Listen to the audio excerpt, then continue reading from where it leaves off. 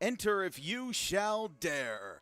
From Lou D'Angelo Stadium in Pennsville, it's a spooky South Jersey Group 1 matchup between the scary Schalick Cougars and the appalling Pennsville Eagles in a matchup that will make even the goblins and the ghosts and the ghouls shiver to the core here in Salem County.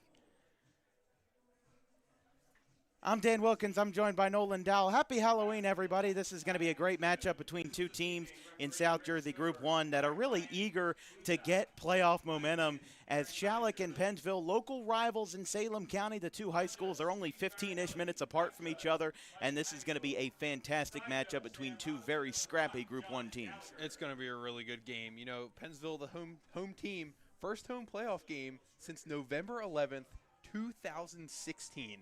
So it's been almost a decade since we've seen some playoff action at Lou D'Angelo Stadium. It's going to be a fun one. Yeah, and obviously with you being a Pennsville grad, this is a good game for you. But for everybody else, I mean, this is a game to watch for these two programs that, despite being rivals, they're going to have a very heartfelt performance on both sides tonight. One thing to note is Robbie McDade for Pennsville. He's thrown for over 3,300 passing yards in his career, and his senior year might just be his best yet. He's got a lot of guys he can look forward to downfield, including running back Rylan Hardy, but McDade himself, a very mobile quarterback who can escape the pocket and can escape a very strong offensive line. And Dan, his numbers aren't as strong this year, but that's part to the fact that he's coming off a shoulder surgery this last offseason. So he finally got back into his groove last week with the 4 touchdowns against Collingswood. So we'll see if he can continue that against this Schalick defense, who gave up 300-plus passing yards last week. Well, and we saw Schalick last week in our regular season closer versus Woodbury. They won that game 24-12 despite only scoring 3 points in the first half. And the big thing about Schalick is that they have a bit of a rotation in at quarterback, especially in the month of October. They've got Kenneth Bartee, who is typically a running back, but he's taken direct snaps and he has passed the ball, and Gary Simonetti, who has only had appearances for Schalick under center since October the 3rd. He has not had any in September. He has not had any in any prior seasons except for one last year. So he comes into this in just his 5th game under center for Schalick, and this rotation of quarterbacks for Schalick should mix up the offensive game plan for the Cougars. Yeah, and it's not just the offense that played well last week. The defense, too. 4 interceptions against Woodbury and a fantastic rushing defense day. -27 total rushing yards for Woodbury last week against the Schalick Cougars. And this is a Pennsville team that has been really run-heavy this season. Yeah, I mean, Rylan Hardy is going to be a man to watch for Pennsville. He has had a fantastic senior season. And we'll take a quick break as we've got Pennsville and Schalick South Jersey Group 1 football action right after this.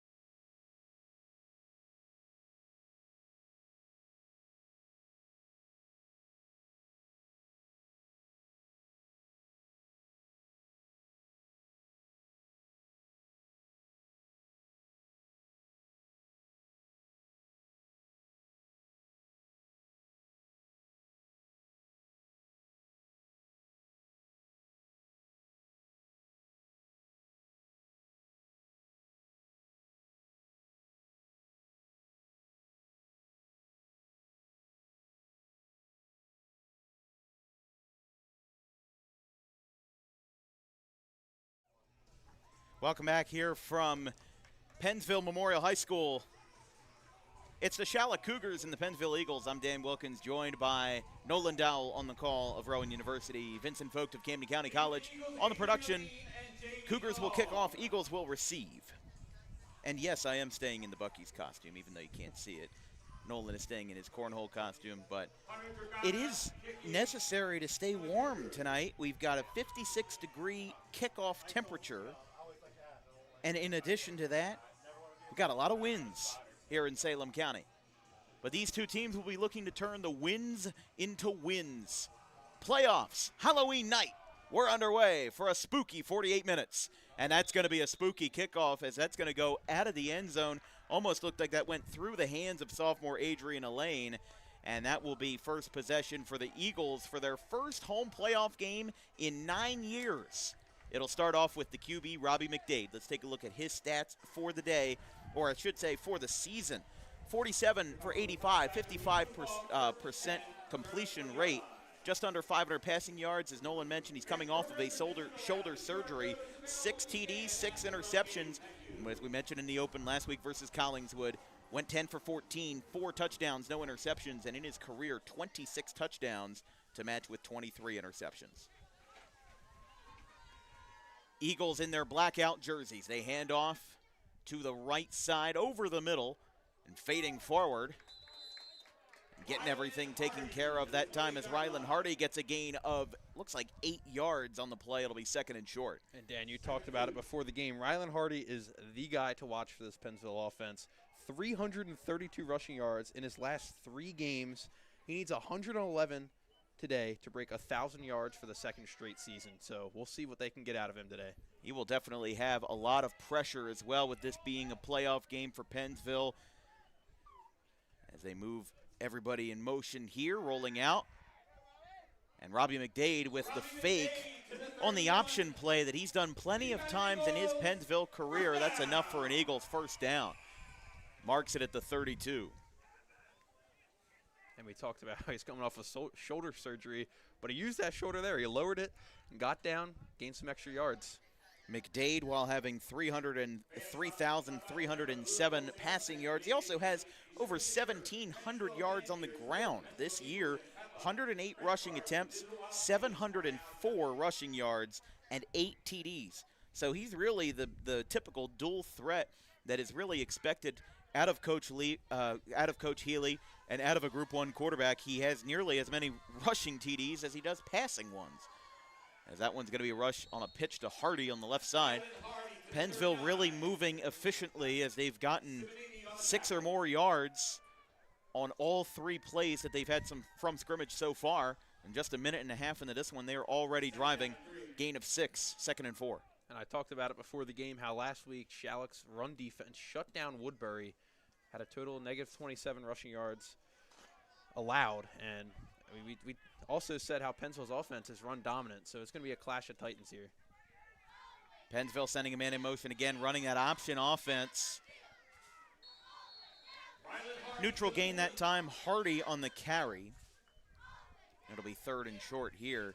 Would have to imagine Pennsville's going to try to be aggressive. You don't know, with Schalick being somewhat of a wild card, it really can throw things for a wrench. The last time these two teams played, it was September of 2023, Schalick winning 38-20.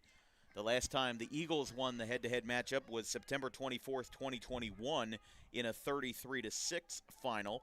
But that was also a year that Pennsville only had 3 wins compared to Schalick's 7, so it was kind of an upset at the time. But that was 4 years ago since the Eagles have won versus their Salem County foes. 3rd and 3.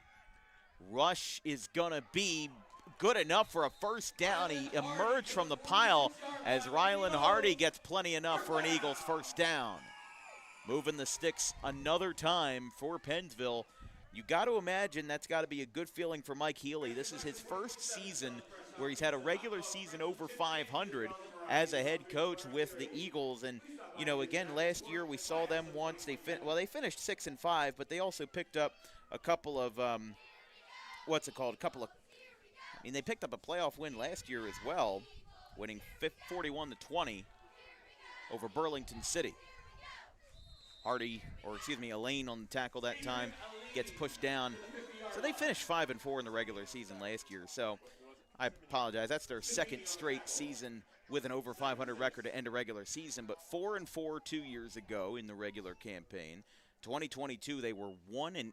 Their lone win coming in an opening night win over Lindenwold. The Pennsville program has definitely come a long way.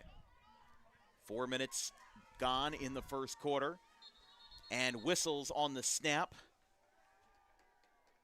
Looks like we got a false start coming our way. Looked like that play was going to be blown up anyway by Schalick. An offensive lineman was lined up in the neutral zone. So that's going to be a 5-yard penalty. That's an interesting thing right there. You don't always see offensive offsides, but in that situation where I think it was the left tackle, number 79, who was lined up in the neutral zone, referees are making sure they have the right one. They moved the ball up 5 yards. They're supposed to move it back 5 yards.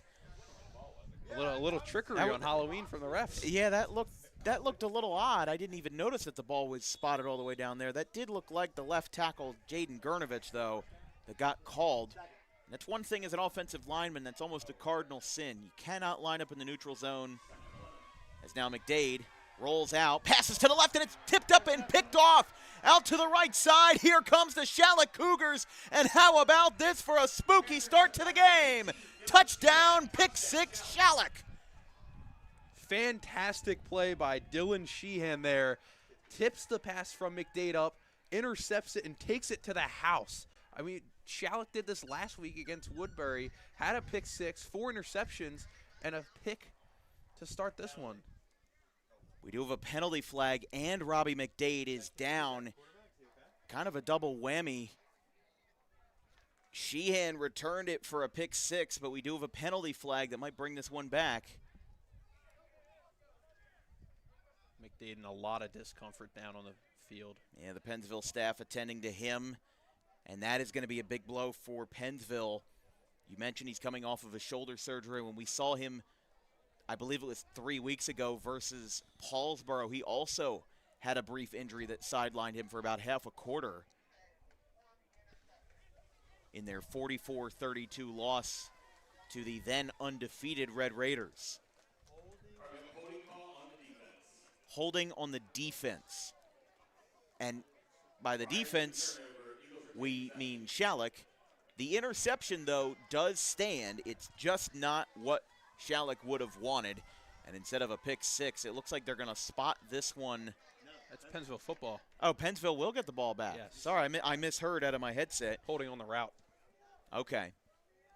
So it will be defensive holding before the interception, meaning that that INT does not stand. Jake Layfield in at quarterback for Pennsville. We'll see how long McDade is off the field. McDade is on the sideline. He is standing, but does seem to be wincing a little bit and favoring at least, looks like his right leg. As you mentioned, Layfield in. We now line up 2nd and 1 after all of that shenanigans here as Layfield hands off to Hardy. He breaks through, and how about this for a turn of the tides? He's standing, and he is up to the 25-yard line for a huge Eagles first down. Exactly what the Eagles needed there. Quarterback goes down with an injury. Guess what? You can give it to your running back, and he can pick you up 25 yards. Yeah, that's something that I thought in my head. I thought there was no chance that Layfield was going to pass on 2nd and short, just because even though McDade is a good passer, I was thinking in my head, I was like, I don't think that the backup QB is going to really be given that kind of shot. So looks like Layfield remaining in the game, just 2 receivers to the left that time. Schalick trying to jump the line, trying to take advantage of the backup quarterback. Hardy with another rush. And this may be the Rylan Hardy showcase with how much he is being relied on in this first drive. But with that interception getting called back for defensive holding, this is going to be a super long drive for Pennsville. This is what I call a Group 1 drive. It's a long, methodical drive. We saw it with Pennsgrove at the beginning of the season. They had a 10-minute drive that ended in a turnover on downs. So the thing is, you don't do what Pennsgrove did and you try to get in the end zone for 6 and take away what Schalick originally had, which was 6 points. And listen, if you're Schalick, you know who the ball's going to here.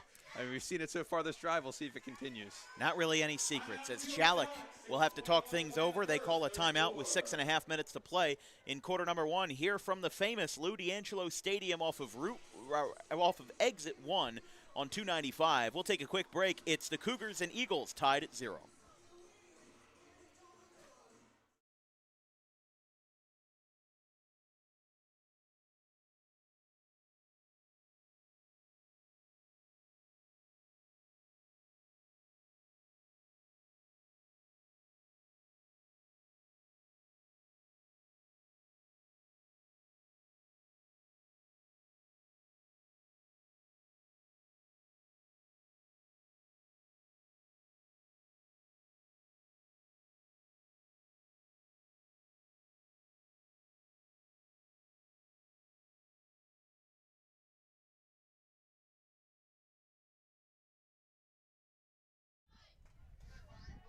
.6:21 left in quarter number 1 here from Lou D'Angelo Stadium on Halloween night.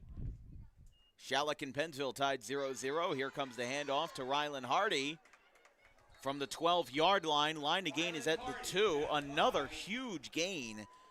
Just loving what Rylan Hardy is doing here. This is a methodical drive that almost was taken away on an interception, but a defensive holding call kept Pennsville in it. And again, they won 41-20 versus Burlington City in the playoffs last year on the road as a 5 seed. They were not far away. And mind you, they lost in the second round of the playoffs to another Salem County team in Woodstown. 2nd and 3. They're at the 5-yard line. Pennsville on the doorstep with Jake Layfield under center. Here comes a rush. Rylan Hardy. Down to the goal line. He is at the goal line. Cannot get closer than that. They drop the sticks. It'll be first down Pennsville, and this clock will continue to run in a brief moment.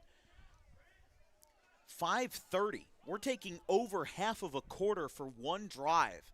Welcome to Group 1 football, folks. Yep. They're at the 1. And this drive started at the 20 after a almost botched kickoff.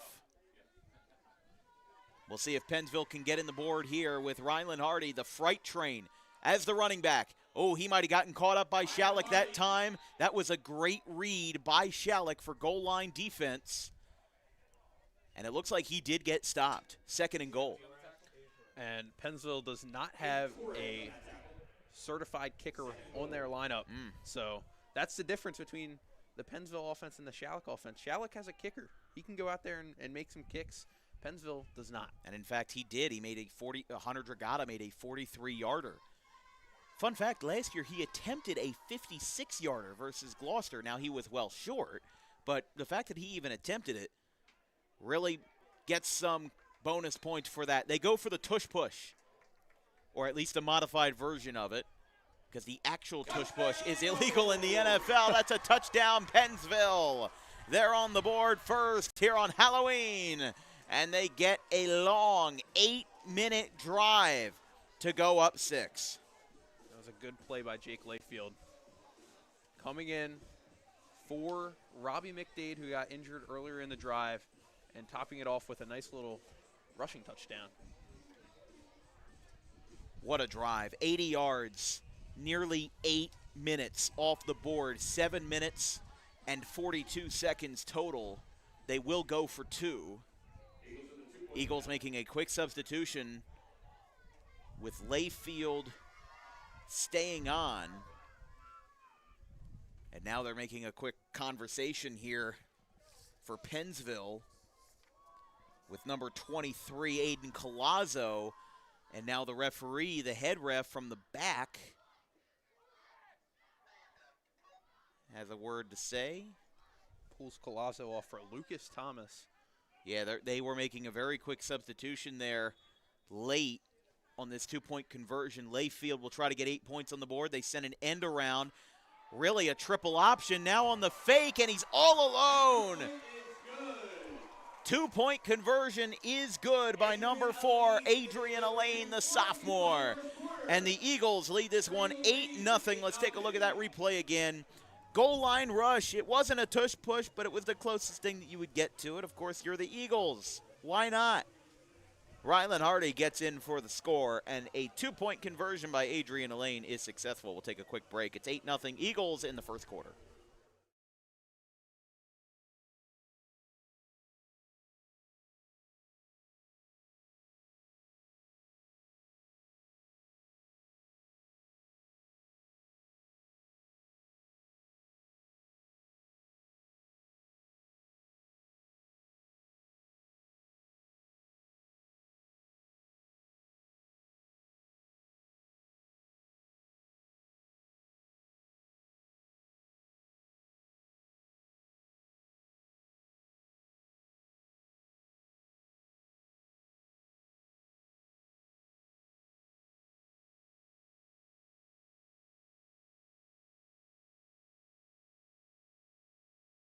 Non-contact.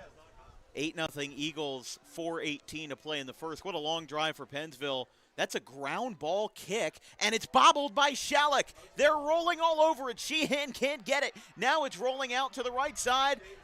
Wow, David Stewart is going to get up to the 30-yard line. That was a close call.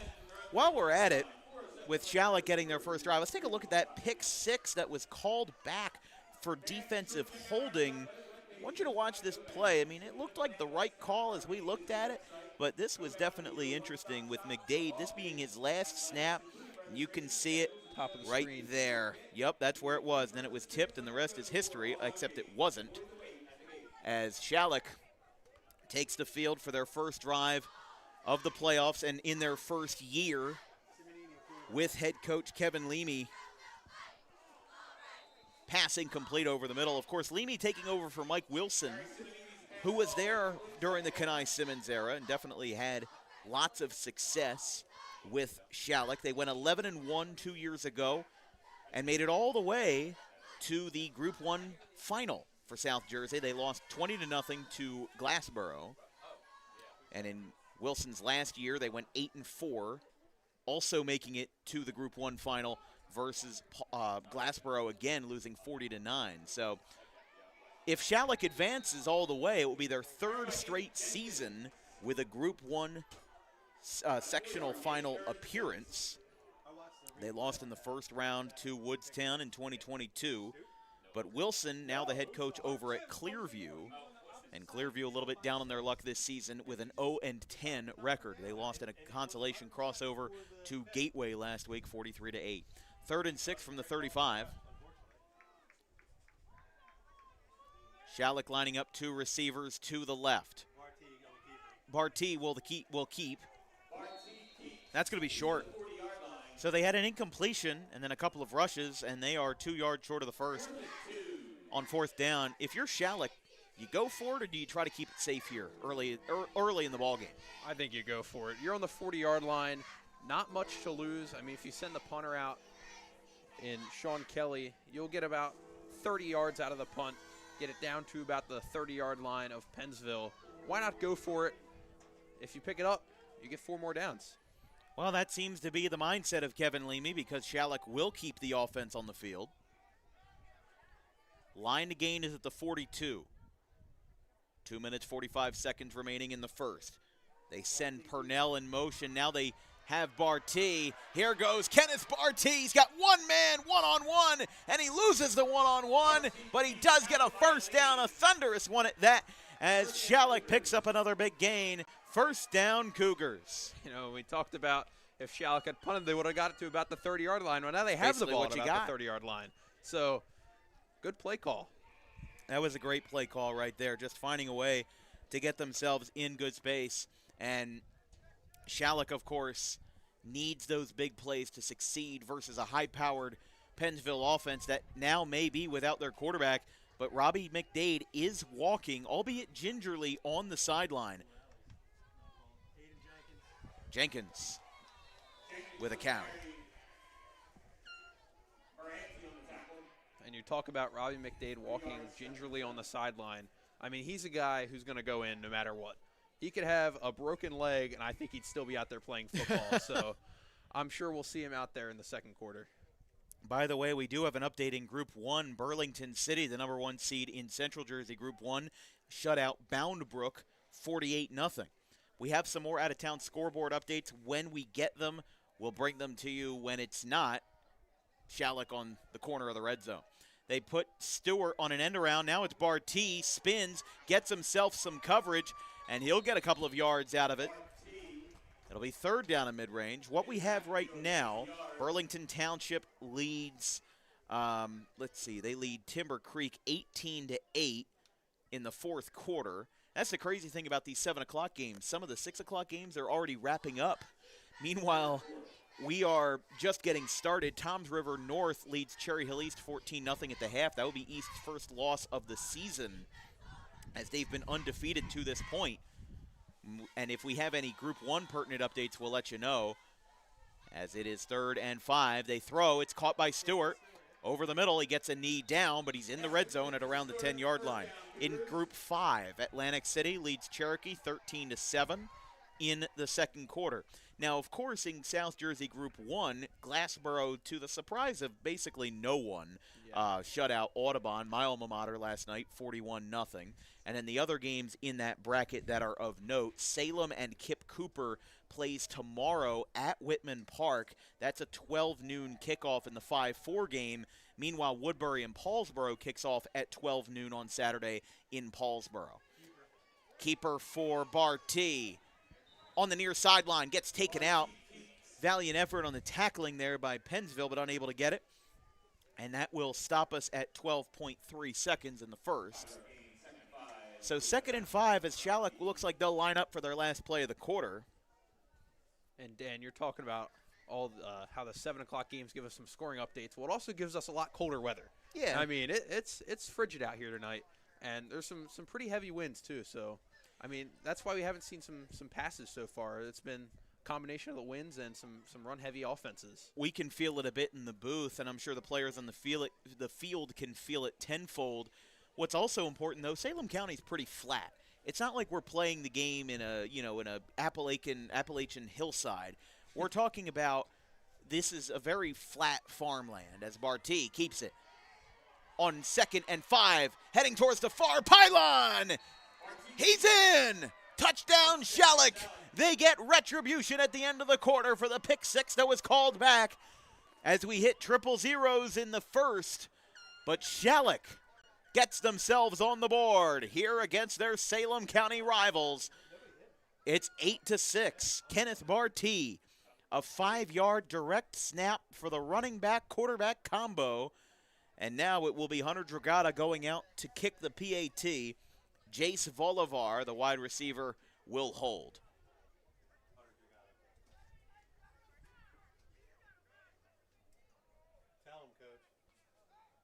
Little fun fact about Kenny Barty. You say he's a running back quarterback combination. Wow, look, Kevin Leamy, he just got pulled off the field by one of his own players. He had a earful for the ref.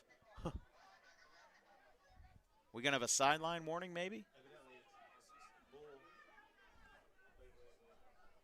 There's a lot going on that Schalick sideline. Some folks walking away.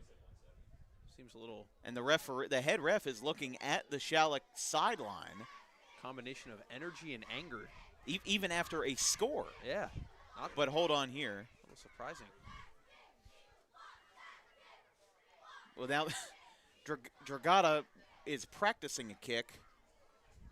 They're waiting for something.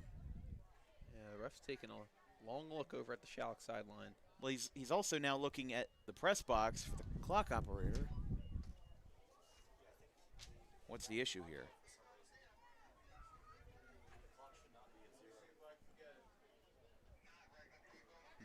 I think they're saying the clock should not be at 0 is the issue.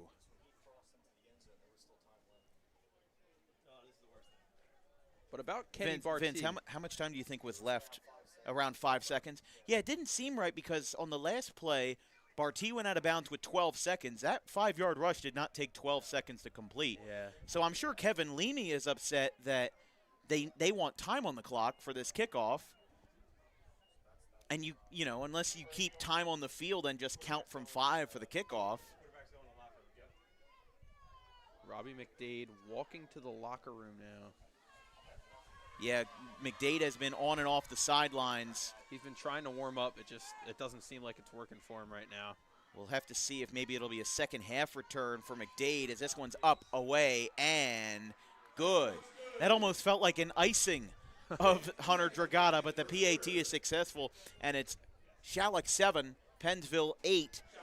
Again, we're not exactly sure about the time, but it looks like they have 0.3 of a second. Let's take a look at the replay here to see, because our clock isn't perfect, but Vince started it at the right time, and he gets into the end zone right around 6 seconds. Yeah.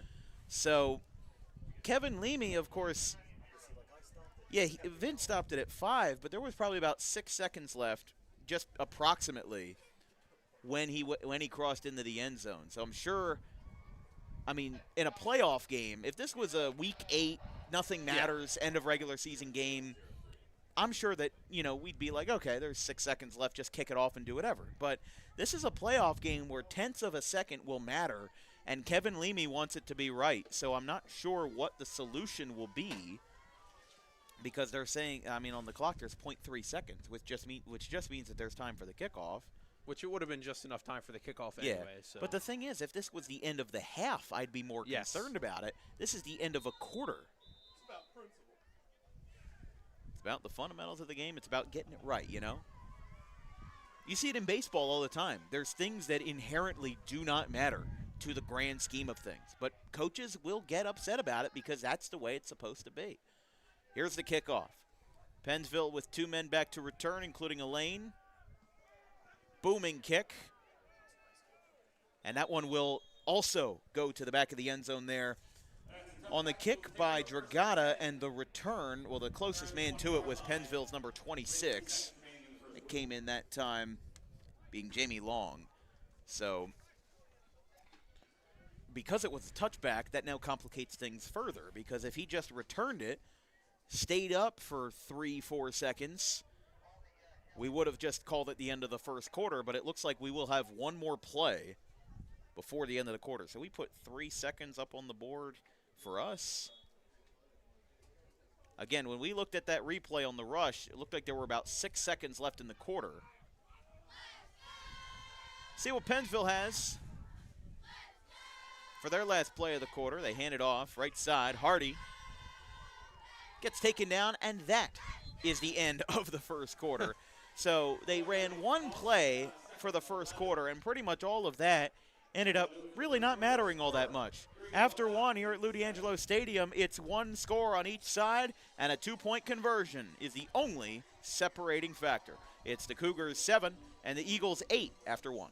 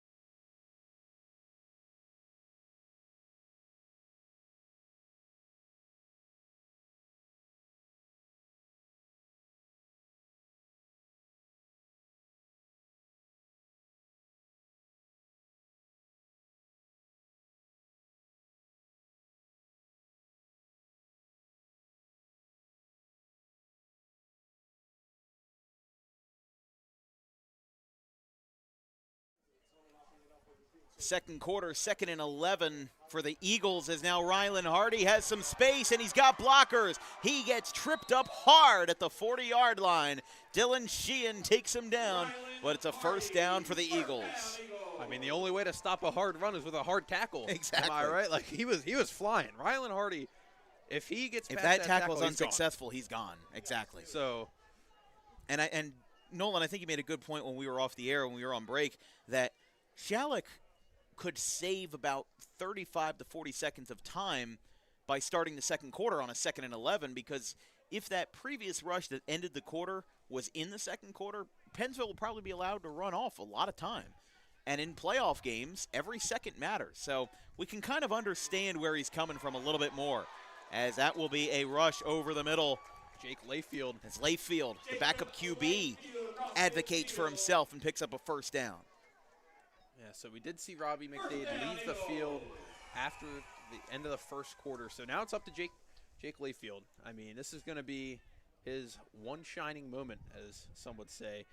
He'll most likely be the quarterback next season, as he's only a junior, and McDade is a senior. But I mean, this is the no better moment to do it. This is your trial run. Playoffs. How about throwing you off the deep end? I mean, yeah. Your first playoff appearance, your first regular season appearance at all, except for rushing, of course. We saw him briefly versus versus Paulsboro. He had one rush for just 2 yards, and now he gets to audition in front of a very large stage in the South Jersey Group 1 playoffs. I mean, and this is the pairing we'll see with Jake Layfield and Rylan Hardy for the rest of the game. Mm-hmm. I mean, this is it right here. Right. Assuming that McDade doesn't come out of that locker room, this is Layfield's shot to be a hero in Salem County. Oh, he faked the pitch. That was a great execution that time for the junior Layfield. He's going to be very close to the line for first down at the 40, a rush of 4. He's a yard short. And I think Layfield being in begs the question, is Pennsville going to attempt a pass with him at quarterback? They're already a rush-heavy offense as it is. It's working. But if it ain't broke, don't fix it, right? You have Rylan Hardy. It seems like Layfield himself is an efficient rusher as well. You might as well just run an option offense where you have a fullback and a running back and a quarterback that can all move the ball forward old-fashioned style. 3rd and 1, and Hardy's got a first down. Excuse me, Elaine. No, that was Hardy. Excuse me, Elaine was right next to him. First down, Eagles, with 3 minutes gone in the second quarter. And we're talking about how Pennsville's such a run-heavy offense, and people might question, why isn't Schalick just putting everyone at the line? Well, they did on that play, and Pennsville still broke off for a nice run. So, I mean, it's not about the defense making the stop. Well, I guess it is. The defense has to make the stop. But, I mean, Pennsville's offensive line has been really good this season. They have been fantastic, and Schalick, they've faced a lot of run-heavy teams. I mean, they beat Pennsgrove 28-7. Romello Erickson Hubbard, he was a pass-heavy quarterback in the beginning of the season and then really kind of cooled the tone. Oh, we got jumpers. That's going to be on Schalick, 5-yard penalty. And then you have to mention, like, Woodstown is kind of they're kind of a hybrid in that way. Obviously, Woodbury is a very pass-heavy team, but Schalick 3-6 this year. All 3 of their wins have come against programs with sub-500 records. They lost to Somerville in the Battle of the Beach. Or no, I don't think that was a Battle of the Beach game. 34-17 at home, mind you. They were at Cumberland. They lost that game 14-7. Cumberland has had a fantastic season.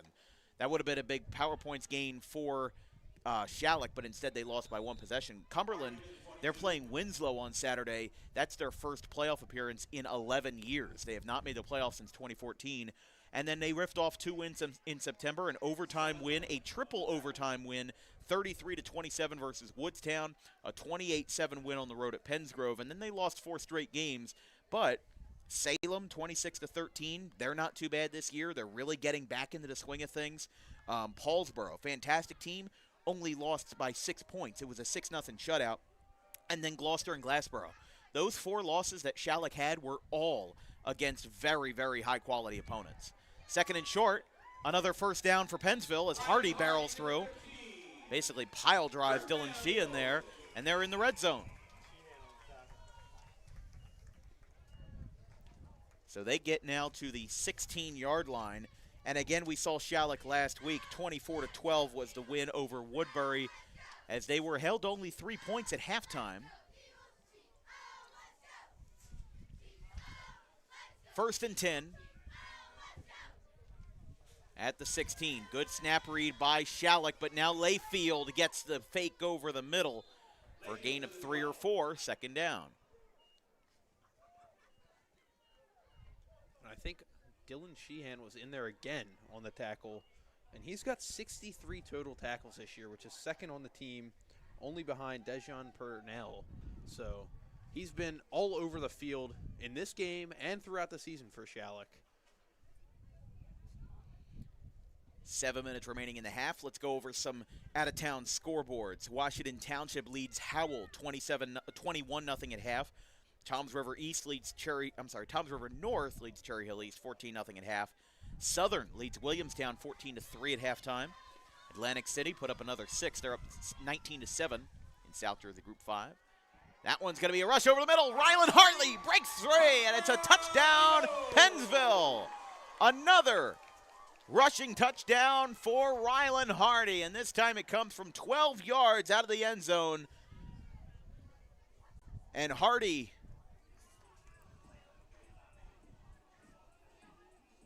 picks up the score. Now going to be 14-7, chance to make it 16 here. Rounding out those out-of-town scores, Burlington Township leads Timber Creek. That was a final, actually. Burlington Township beat Timber Creek 18-8.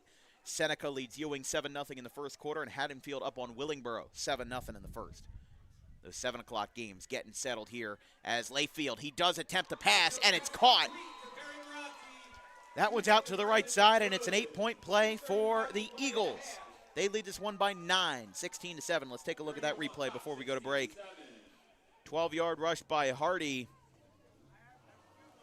That's a big 2-point conversion.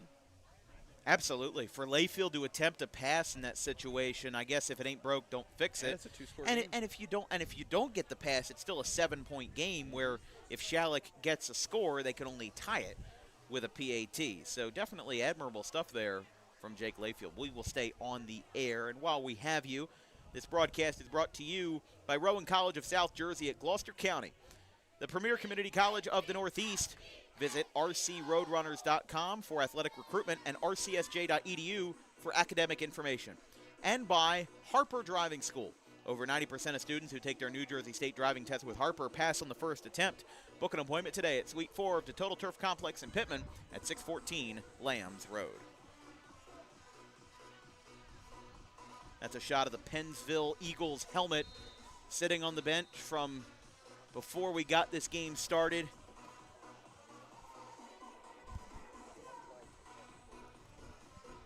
But Pennsville up by 9. Jacob Hand on the kickoff. The lineman doing the kicking work for the Eagles. That's a line drive kick, too. He got it good. Oh, and Stewart fell down. Stewart only got up to about the 25-yard line. The natural grass. We talk about turf monsters. That one was all natural. But how about Pennsville and their drive efficiency? It's anything but efficient, but it works for them. They had an 8-minute drive in their first score, put up 8 points. Now they have another 6-minute drive, and they put up another 8 points. It's just amazing stuff from Pennsville to be able to do what they're doing right now and putting up points while denying Schalick any opportunity to really game the system. And it's really good by the Pennsville offense. I mean, you take up 14 minutes of time, and your offense puts up 2 touchdowns. That's a good, efficient way to start the game. Drive is stopped by the Schalick, or rather by the Pennsville defensive line, number 54, coming for the tackle, Hunter Colburn, the junior. Number 32, Evan Elliott on the carry. Elliott was on the carry. But the thing about Schalick, they really like to diversify the offense. They've got a lot of different rushers. They've got 2 different passers in Barty and Simonini. And then you've also got Evan Elliott. You've got Aiden Jenkins. You've got Kenneth Barty himself. You've got David Stewart, among others. You've got a whole bunch of guys who could take the ball either as a receiver or as a rusher for Schalick. It's just really a diverse offense. As they send Elliott in motion, they pass to Elliott from Barty. He's going to get a first down. He gets tripped up at the 40. And a big gain for Schalick as Barty completes the pass.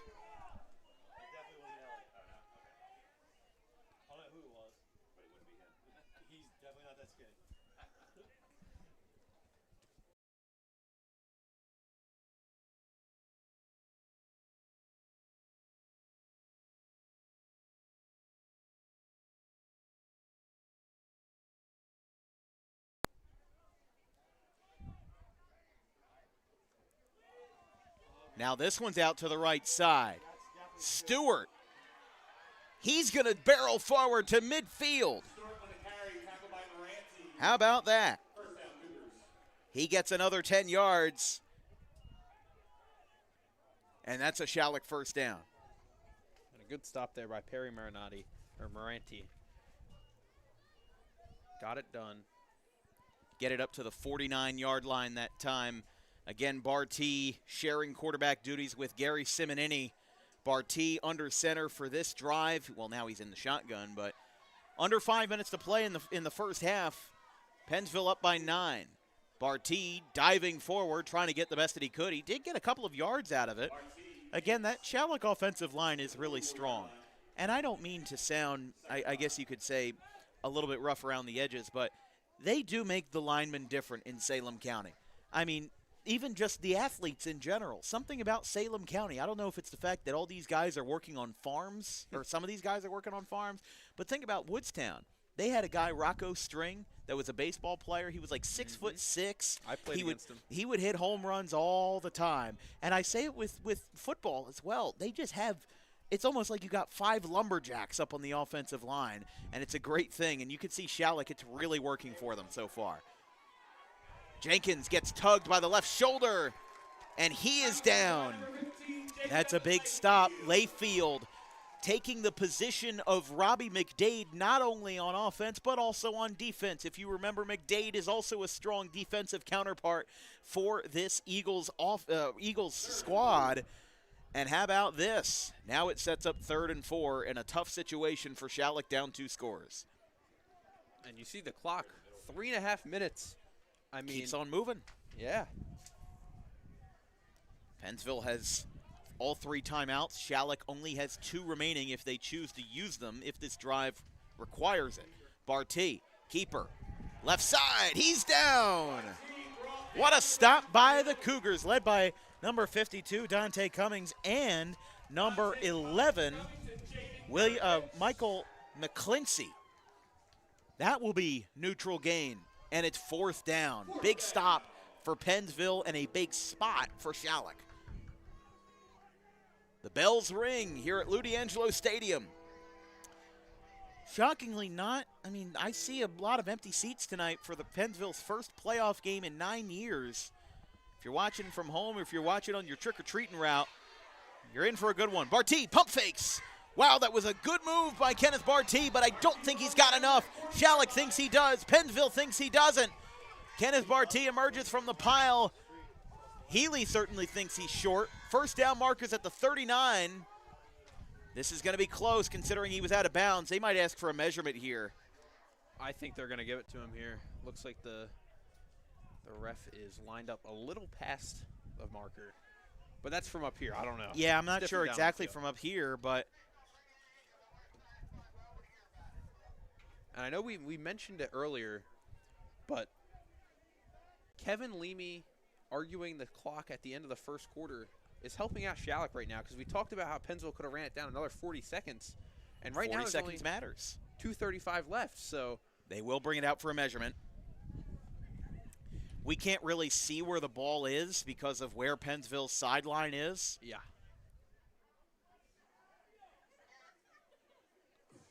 Kevin Leamy's out there. Interesting. You see he's standing right on midfield. They'll stretch this out as they always do. Pennsville thinks they're short. He is. He got it. Wow. Eagles ball. And now Pennsville has a chance to walk down the field again and extend their 9-point lead into something bigger. But we have mentioned how Pennsville doesn't have a kicker. No, they do not. So it's touchdown or bust here for the Eagles. Pretty much every drive is touchdown or bust. Agreed. With 2:35 left, too, it makes it really tough, especially when you're a rushing offense. That is an absolutely monster stop that time by Pennsville. 3 great stops in a row, and leading the charge with Hunter Colburn.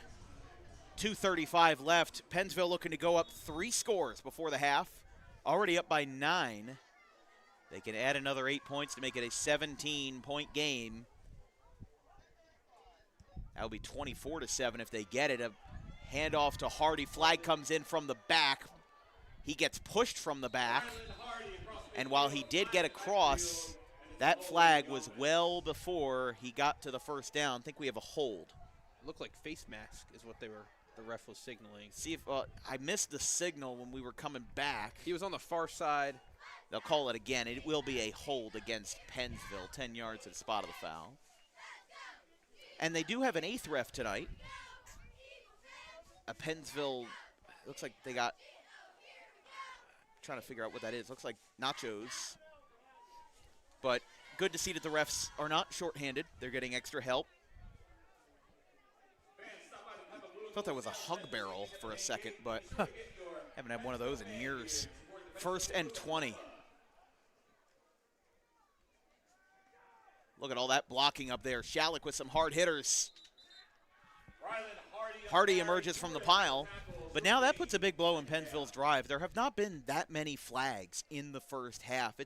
We said that about last night in Kingsway. First of all, mentioning the fact that we were at Kingsway last night, Pennsville tonight, going from the biggest of big schools to the smallest of small schools is definitely, it's almost like a culture shock. With how with how intimate and small this place is, it's always a nice place to be. We've definitely had our fair share of content in Salem County, and it's always fun to be here. Layfield takes it himself, trying to get as much as he can. Should be noted, Schalick will receive the ball to start the second half. Now, will we see timeouts from Schalick here to potentially get the ball back and maybe get in field goal range? Maybe. I mean, they have 3 timeouts. Well, they have 2. They used one in the first quarter. Yes. I would say let this run, use 1 if they don't get a first down, and then force them to punt, and then you have 1 more to use. Instead of using both of them, they're running down the clock. They'll probably run down the clock to about 40 seconds. Timeout, punt. 30 seconds to go 50, 60 yards is not a bad proposition at all. It's not ideal, but nothing about this is ideal. They do call. Pennsville calls a timeout. Wow, that's interesting. I wonder if we'll see a pass play now. I'm curious, 3rd yeah. and 15? That is an interesting proposition. Pennsville calls their first time out of the half. Both teams have 2 remaining. We'll take a quick break. It's the Cougars 7, the Eagles 16, 3rd and 15 right after this.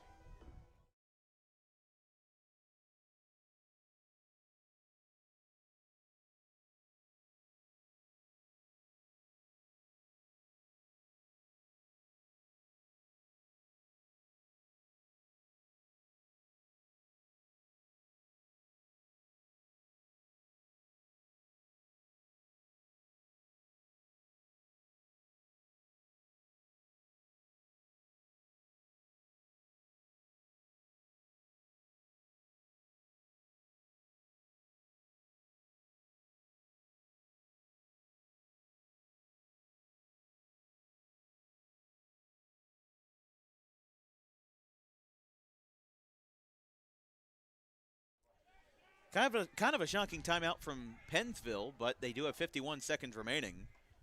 On 3rd and 15, we do not see a pass, and neither do we see a first down. And now whistles, timeout, Pennsville. Schalick. No, okay, the ref turned around and pointed in the wrong direction. Schalick calls their That's a second timeout, so they have 1 remaining. Pennsville has 2. We'll stay right here. What was that? Second time tonight, a ref has pointed the wrong direction. We saw on the false start earlier. Exactly, game, yeah. And then now on the timeout, Halloween. Well, trickery. the ref didn't point in the wrong direction. They spotted the ball in the wrong direction. Yeah. Let's go over our schedule for this weekend and next week. We travel up to Burlington County for the picturesque Joseph Chinichi Stadium on Saturday, November 1st for a Group 2 matchup between the Overbrook Rams and the Delran Bears. I'll be joined by Ryan Sieber and Gavin Van Rell on the call for that one. 12 noon kickoff on Saturday, November 1st. And then on Monday, we have our first JUCO Hoops of the year, a doubleheader between the Delaware Tech Athletics and the RCSJ Gloucester Roadrunners. 6 p.m. tip-off for the women, 8 p.m. approximate tip-off for the men's basketball program. And then we'll highlight some more as we get this punt going. Stewart to return. Pennsville bringing out the punt unit for the first time tonight. This is only their 3rd drive. They've scored in every single possession they've had so far. Bit of a high snap. It's a short punt. He muffed it. Let's see if they'll let this one roll. It will stay in bounds. You can hear the commands from the sideline. Don't touch it. Don't touch it. 31 seconds left. Stay tuned for the Dan Wilkins Broadcasting halftime program, the DWB Archive Show, where we bring you the best of the best in the 4 years and 600-plus broadcasts of DWB. From walk-off hits to game-winning shots and much more. Stick around for some halftime entertainment here in Pennsville at Salem County. Of course, I'm Dan Wilkins, joined by Nolan Dowell, a Pennsville grad and Rowan student on the call. Vincent Focht of Camden County College producing this evening on a brisk Halloween night. I'm certainly disappointed I'm missing out on giving out candy to the kids this year, but what I'll do, I'll just go to CVS tomorrow morning, November 1st, and I'll get everything half off. There you go. First world problems. 1st and 10. Barty in the shotgun. Dropping back. Pretty much everybody's stagnant. Here comes a deep ball. Double coverage. No! That was right in the middle of a fire zone for Pennsville that time as they attacked everybody on that one receiver, and it was incomplete. And they now shave, looks like 9 seconds off the clock, 22 and a half seconds to play. And when we were last here, Pennsville took on Paulsboro, and what killed Pennsville was their pass defense. We saw it. They were absolutely shredded on a couple plays, which really hurt them. So right now the goal is just don't give up the big play. Well, Malachi McKenzie is not under center for Schalick tonight, I can tell you that much. As a line drive pass to Sheehan, should be looking for the sideline. He does get out of bounds, but not before a first down for Schalick. And a couple of broken tackles as well with 15 seconds left. And I was worried he wasn't going to get out of bounds. I think that sometimes you're not really watching the clock as you should.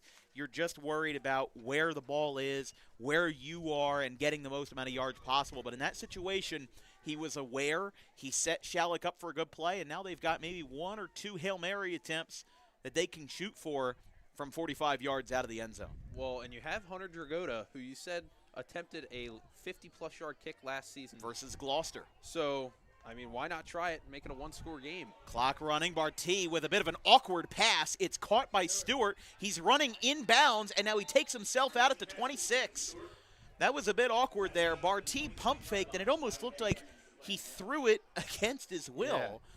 Mark him out at the 30, so this would be a 47-yard attempt if they send Dragota out. Again, yeah, 43 yards with what Dragota made.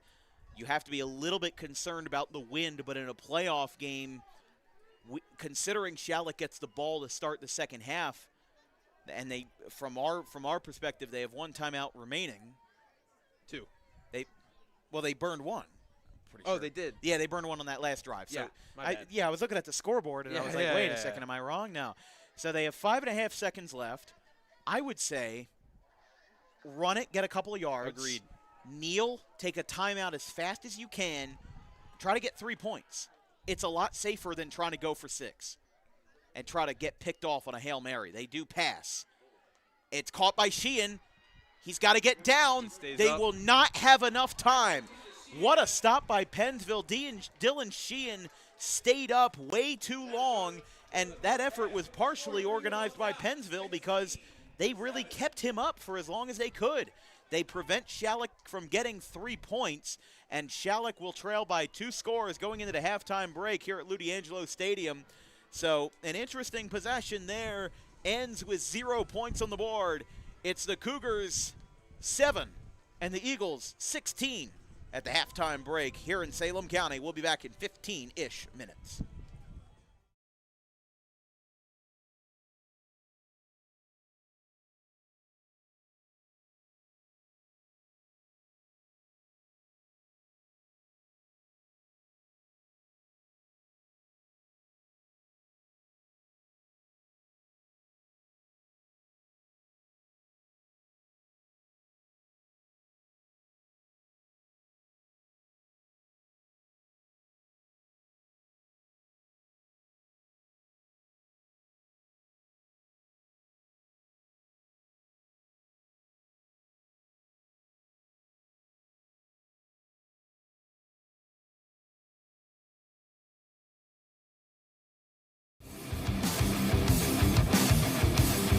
Book Dog Pro Wrestling for your next event or outing for the greatest action that New Jersey Pro Wrestling has to offer. Any place, any time, any setting, Dog Pro Wrestling will bring the action to you, and you won't want to miss it for moments like this.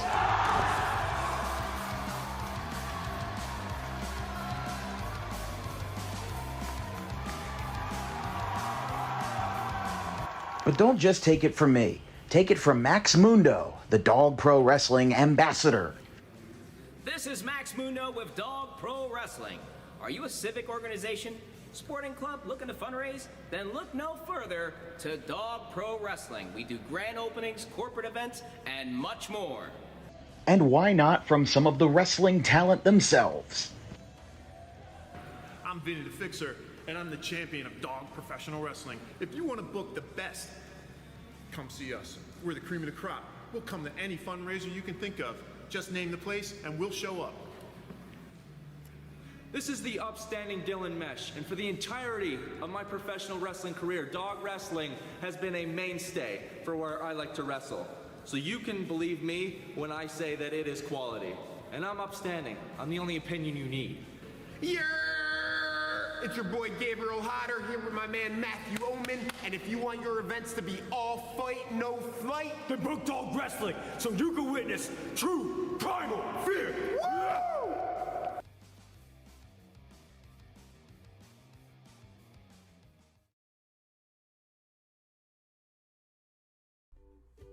In life, the road ahead is full of possibilities, but to navigate it safely, you need the right skills.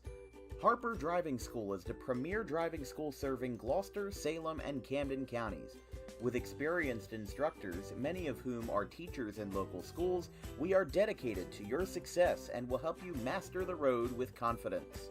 With an over 95% success rate of students passing their road test on their first try, you know your student will be in good hands while embarking on a huge step of their young adult lives, all while avoiding the lines at the DMV and getting insurance discounts. We chose Harper, and so should you.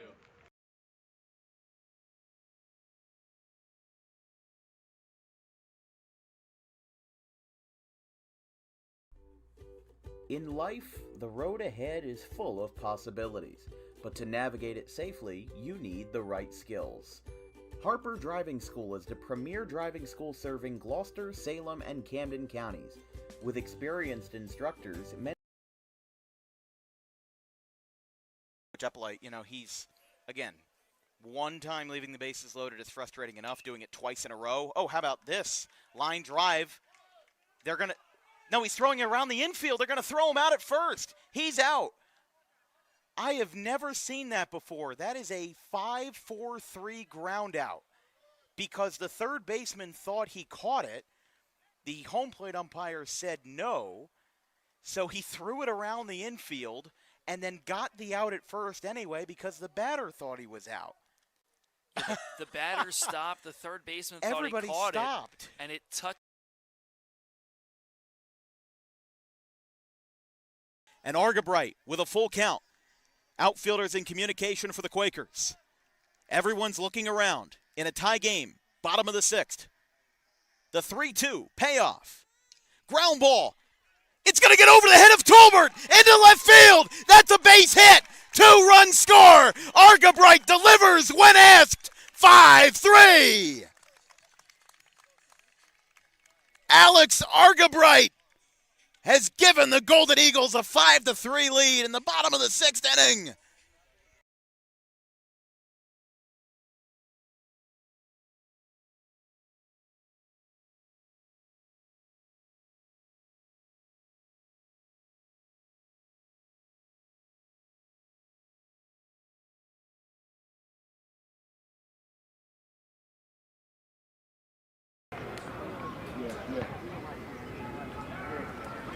Jack Mastero, 2 for 3 with a strikeout, a double, and a single. Looking to play hero. He's going to line this one into right center field, and that's going to drop. That's going to do it if they don't get a throw down. Mastero's going to second, and Danza's coming home. Sectional champions, Gloucester Catholic.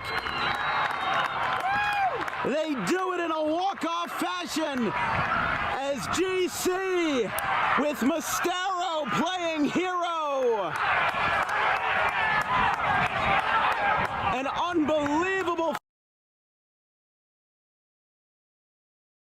Jersey is the number 2 seed. As we said, they beat Manville 19-0 in the first round, which was even larger than Audubon's 16-0 win over Paulsboro as the 1 seed in the first round. That one's hit out towards center field straight away. Oh, she misjudged it. Got over her head in center field. Now this one's got a chance to be 3 bases for Spire.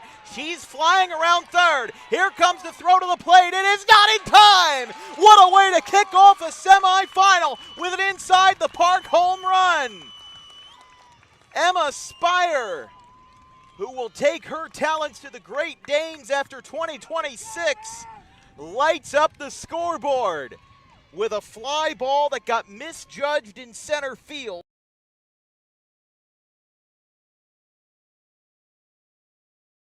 He's donning the number 34 and the shortstop for this one.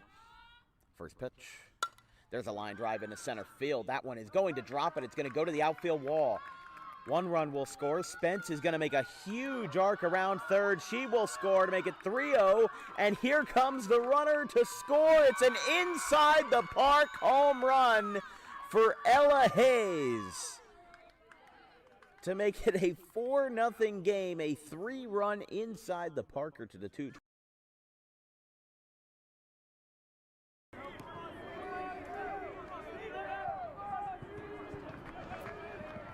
Ryan Nutley, who has 3 RBIs so far, is up on deck as here's a fly ball at the center field, going back to the wall. It is gone!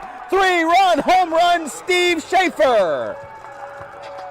He rockets one out, and it's 9-2.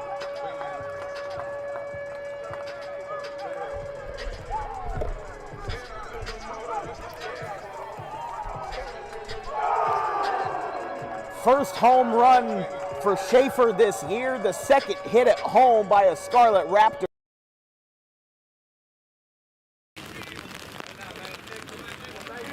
Excuse me, Goldberg is a shortstop tonight, but he had a 400 average in 2023 as a junior.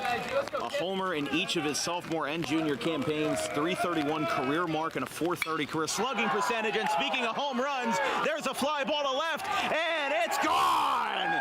Devin Goldberg answers on opening day with a first pitch rocket to left, and it's 1-0 Bridgewater. We were just talking about the long ball, and he stomps on the plate, mobbed at home, and Goldberg, the leadoff man, with a swing of gold. It's 1-0. That's a good start.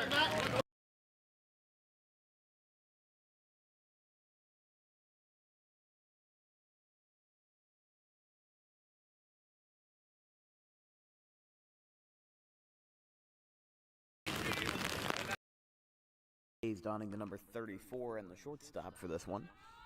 First pitch. Doubleheader. Reached first on an error in the first at-bat of Game 2. This one's lined into center field. Slider going over. He dives. Did he make the catch? Yes, he did. Ryan Slider makes the catch. Not on a slide, but instead on a dive. 2 away.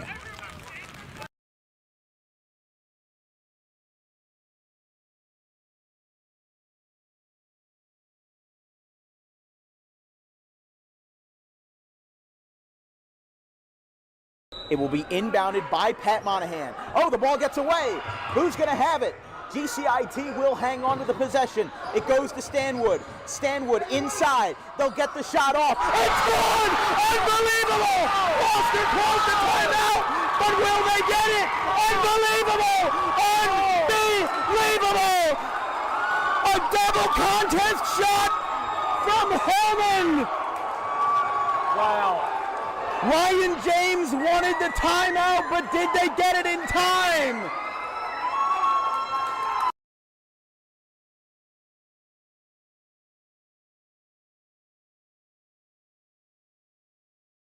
Will lead it off for the Senators. Chase Rollins, the player manager for CHP, gets it started with a ball upstairs, and we are underway in game one. 1-0.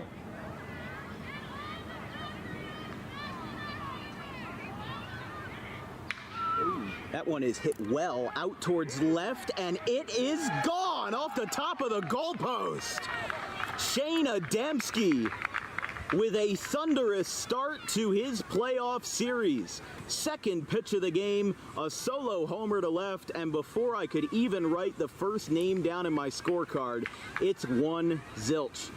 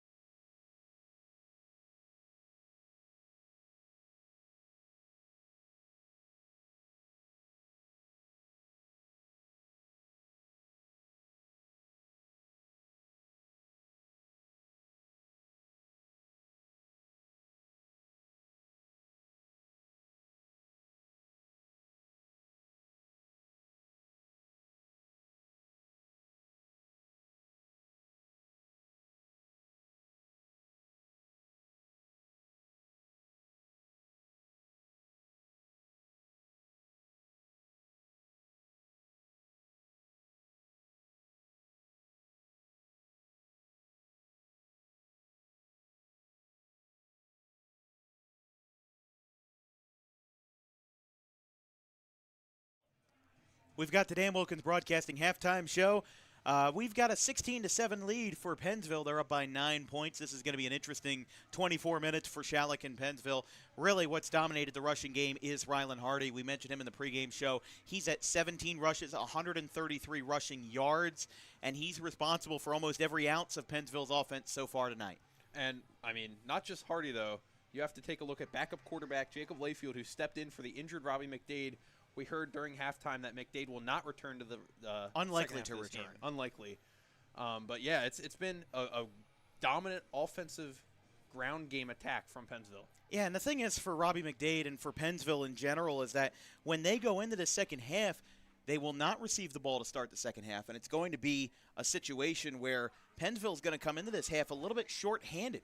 I mean, Jake Layfield and the Pennsville offense, they have not attempted one pass except during a two-point conversion, but that does not count to the official stats. For Schalick, though, they have to stop this Pennsville run offense. They have to stop what Pennsville is able to do. They just have to get in there, and even you said during the second quarter, you said, well, what happens if they put everybody up on the line?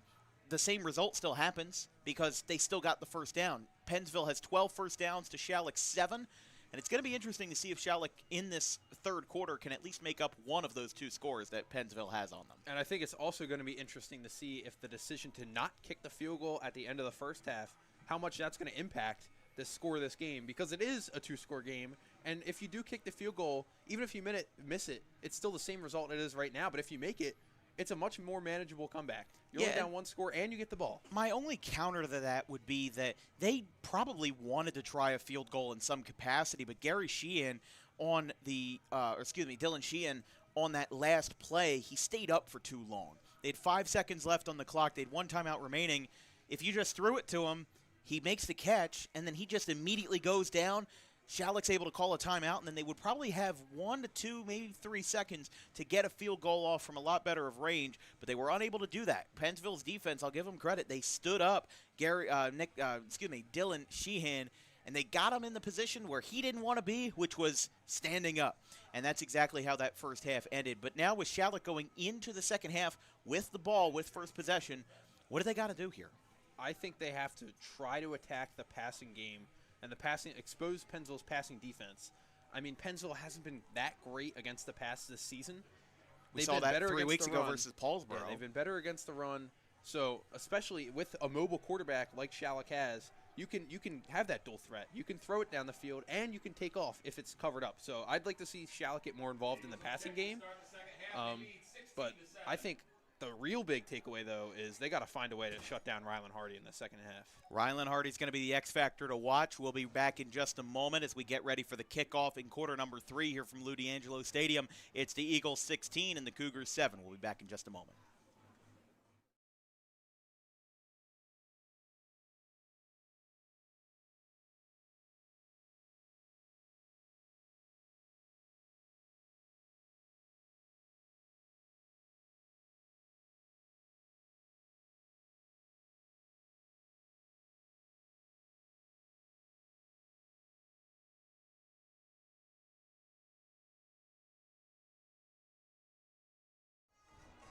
We talked about Robbie McDade. Look who's on the sideline. We were reporting originally that he would be unlikely to return for the second half. He is limping on the sideline, but that will be an interesting revelation if he comes back into this game.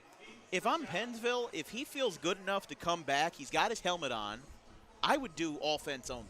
I would not put him out there on defense by any means. Obviously, he's used to being on both sides of the ball, but this is a night where I would definitely make an exception and say do not, under any circumstances, put him out on the defensive 11.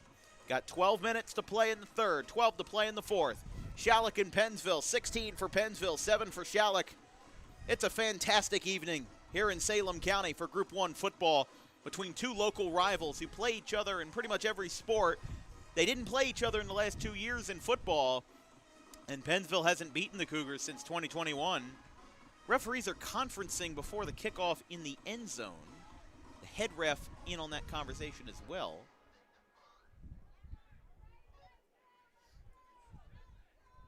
Trying to see what the issue is here. Jacob Hand was lined up for the kickoff. He's ready to boot that thing. He was ready to send it away. But now the referees all breaking away from their huddles and their conferences. Again, Jacob Hand, as you mentioned, the senior, as the place kicker. He's also part of that tough offensive line Pennsville has. Oh, he muffed it. They got to let it roll. I don't think he got 10 yards. He's only going to get about 8 yards. He basically kicked right on top of the ball. So Schalick will take over at the 49. Confused about how that wasn't a penalty, though, if it didn't go 10 yards. It wasn't illegal touching because nobody touched it. Oh. So it's down at the spot.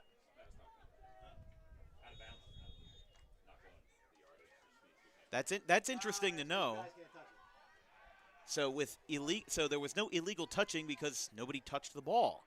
So that's an interesting thing there, but Schalick does get great field position starting on their own half. Great rush by Stewart that time for 9 yards. And how about Schalick coming out with a big swing? Obviously, they got a good luck of the draw with the muffed kickoff, but that's a gut punch for Pennsville right there. We were talking during the break that Pennsville wants to come out strong in the third quarter, almost like they wanted to force a fumble on the kickoff return. If anything, they got the polar opposite of that, and now gave basically them a gift to start the third quarter. 2nd and 5. Barty in the shotgun. They send Purnell in motion. They hand off to Jenkins. Gets a handful of yards, still short of a first, and it'll be 3rd and short.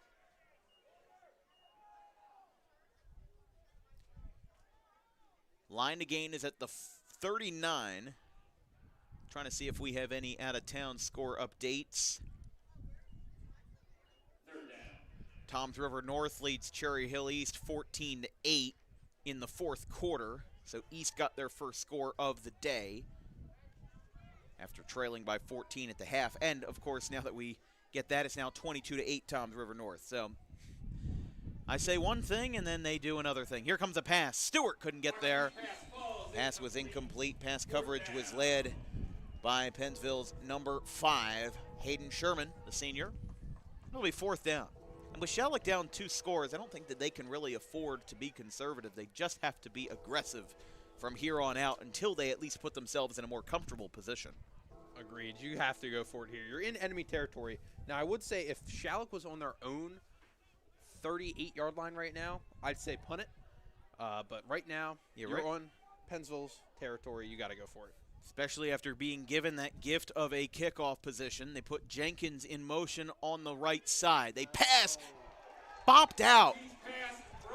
Getting ran over was Sheehan, and Pennsville gets a turnover on downs. And look who it was again, Hayden Sherman, in coverage on the last play, and now in coverage on that 4th down. Made a big stop there. Sheehan couldn't get his hands onto the ball before Sherman came in and popped him. Yeah, really kind of lit him up that time, and look who it is. McDade was on the sideline. He wanted to go out onto the field. He's ready. He's ready to go. itching. But, I mean, didn't we mention either on the air or off the air that, I mean, you kind of joked he could have a broken leg and he would still play, Robbie McDade. They make him different in Salem County. Yep. I mean, this guy, he is wanting to be in this game so bad, again, with a foot injury. Layfield's still in the game at the moment, though. They hand off to Hardy. Ball came out! Behind the line of scrimmage, who's got it? In the scram, Pennsville ball. Pennsville will retain possession, but it'll be a costly loss of 5. And it'll be 2nd and long for the Eagles. Yeah, Perry Minotti lands on that one. That's scary. That's what you can't have from Rylan Hardy. He had a great first half, and not the open to the second half you want to see. But we were talking about Robbie McDade, and I think it's a smart decision by head coach Mike Healy to keep him off the field for now.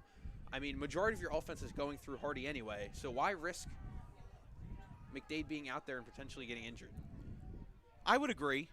Again, I think that there would be no scenario where they put him on defense. Just keep him as a quarterback if you must put him in the game. As here comes another pass. That was Layfield's first pass of the game outside of a 2-point conversion. Gary Simonini picked up the tackle that time. Brings them now to third and manageable. Line to gain is at the 47, 48-yard line on the opposite side of the 50. But Pennsville now has the ball spotted at their own 44. But McDade it's like when a pinch hitter's at the top step of the dugout. He is there. He's ready. He's willing. He wants to win for this team in Pennsville's first home playoff game in 9 years. 3rd and 8. Hardy, rush number 20 for the senior back. Got it up 2 yards. It'll be 4th down. And this has been a real good opening drive from the Schalick defense. I mean, we saw a fumble on the first down, but since then, they've only given up about 7 yards. And now it's 4th down. This is a big moment. You can get the ball back on Pennsville's 46-yard line. And we'll see what Pennsville decides to do here, if they want to throw it or if they want to run it. 4th and 6. Hardy expect a little option play here, like they like to run. With McDade on the sideline. Layfield fakes. No, he's got a handoff to Hardy. He spins, he fires, he's short. And back-to-back turnovers on downs.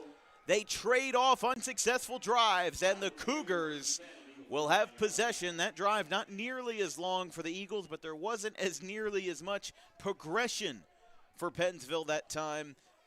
And Schalick will literally restart their drive where their second half began, just 4 minutes removed at the opposing 49. And listen, you can just cancel out those 2 drives. Right now, this is the first drive of the second half.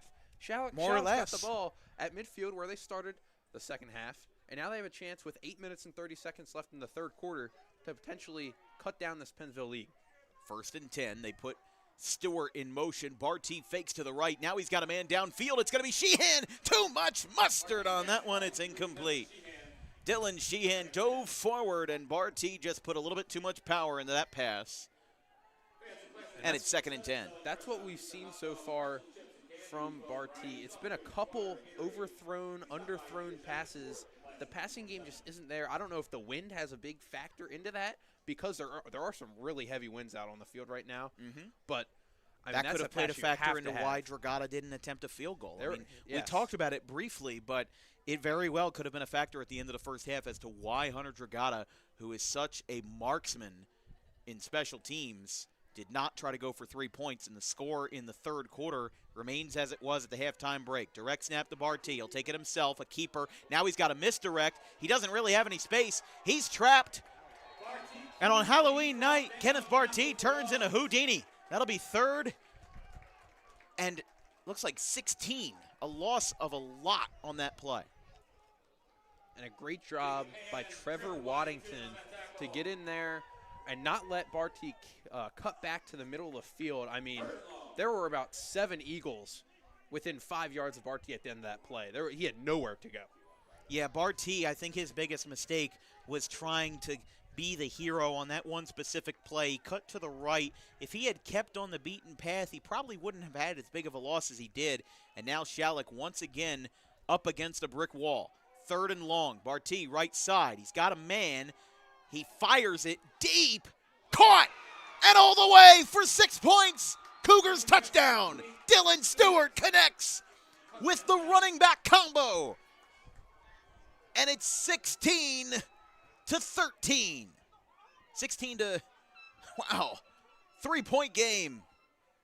And we go from a 2-score lead for the Pennsville Eagles now into a very manageable 3 or even possibly 2-point lead as Schalick, as we mentioned in the halftime break, breaks through Pennsville's pass defense and finds a man for 46 yards for Kenneth Barty, and Dragata will now attempt the field goal, or rather the PAT. And that's exactly what Pennsville's passing defense has been this year. They've given up a lot of explosive plays, and that one adds to it. I mean, in coverage was Ashton Quinn, couldn't get to Stewart, and that's a touchdown for Schalick.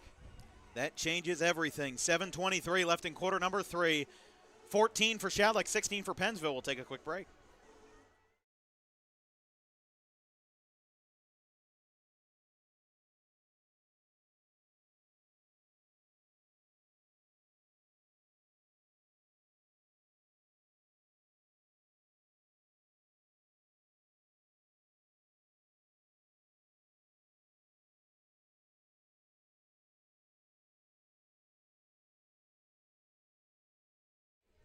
Here from Pennsville Memorial High School, this broadcast is brought to you by Dog Pro Wrestling.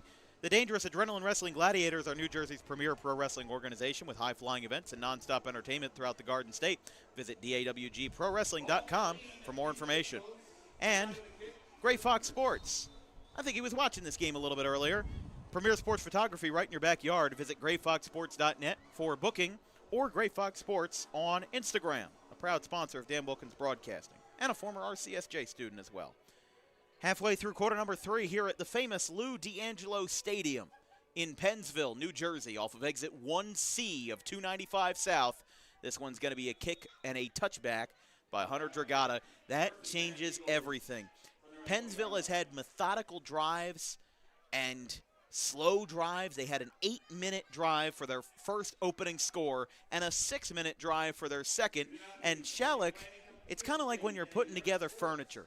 Pennsville, make sure they follow the instructions. They go one step at a time. They're nailing the nails and the screws into the wood. And Schalick's one of those people that they throw out the instructions, they rip it in half, and they try to assemble this table as quickly as they can because they know that the situation and the pressure that they're up against. Schalick with a very quick drive, taking advantage of the turnover on downs, and now they're down by just 2 points. And with that point, I'd say Schalick had put the table together a couple times, but it just wasn't the right way. I mean, they had a couple passes that could have gone the distance, and that one did. Rylan Hardy on the rush. That sounds like my experience putting together furniture, as that'll be 2nd and 7 now. Here at Pennsville Memorial High School, it's the Schalick Cougars and the Pennsville Eagles in South Jersey Group 1 action. We do have a Venmo if you'd like to make a contribution to Dan Wilkins Broadcasting. We're not being paid for this. We weren't paid yesterday. We're not being paid tomorrow. A lot of this is paid for by our advertisers, but we're all college students. Nolan's freshman? Sophomore? Sophomore at Rowan University.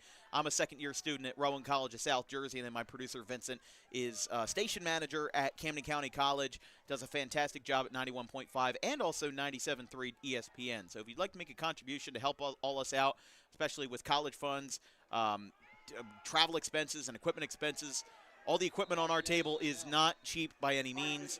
Of course, not required, but if you'd like to, it's at DW Broadcasting. No spaces, no hyphens. We appreciate your consideration.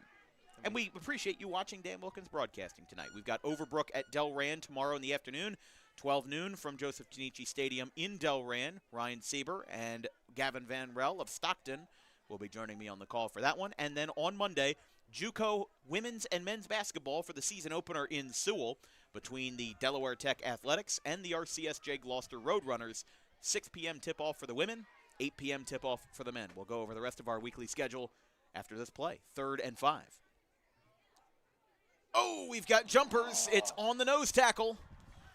That's going to be a big blow for Schalick. It's going to be 3rd and 5. Wait a second. We'll see what the refs say. Yeah, they're calling false start. False start, Pennsville.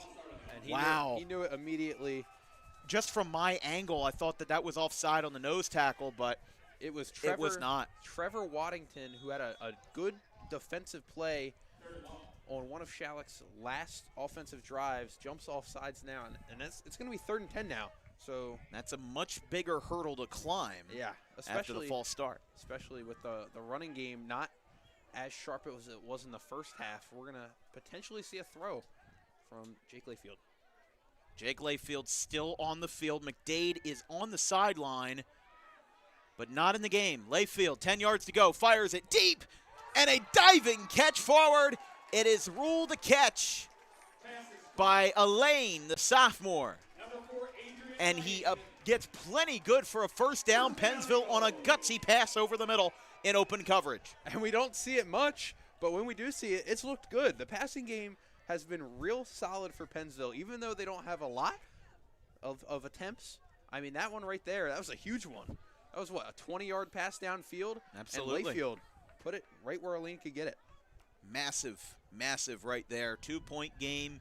Everything matters. We talk about the 2-point conversion. That changes everything now because that made 2-point conversion that they had. As here comes another rush by Hardy. Gets about 5 yards. Elaine got the carry again, rather. But that 2-point conversion changes everything. If they miss that in the first quarter on their 8-minute ride, it's a tie game, 14-14. And now Pennsville, we mentioned it, last year there was a game that was directly affected by a 2-point conversion. It was Haddonfield and Woodbury. It was our second weekend of the year. Haddonfield went up 21-20 because they made a 2-point conversion and Woodbury had a PAT blocked. As much as we like to gloss over special teams, Pat McAfee likes to wear a T-shirt that says punters are people too, so are kickers. And they're making themselves known as this could be that PAT, that 2-point conversion, could be the difference between Pennsville winning their first playoff game in 9 years and this being a tie game. Still got 4 minutes. First home playoff game. They did win 41-20 versus Burlington City last year in a 5-4 game. That was also a season that had a lot of upsets in that bracket. Woodbury beat Middlesex in the 6-3 game, so the 5 and 6 seeds advanced. Of course, this is the only game in said bracket going on tonight. Glassboro already clinched pretty much an automatic spot. I don't think that they were going to lose that game. They beat my alma mater, Audubon, 41-0. They made it close, but Glassboro just pulled away at the end. And then 2 games on Saturday. Layfield bobbles the snap. It was a high snap, able to work through it, but not for long. Ball comes out. Schalick wants it. Who's on top of the pile?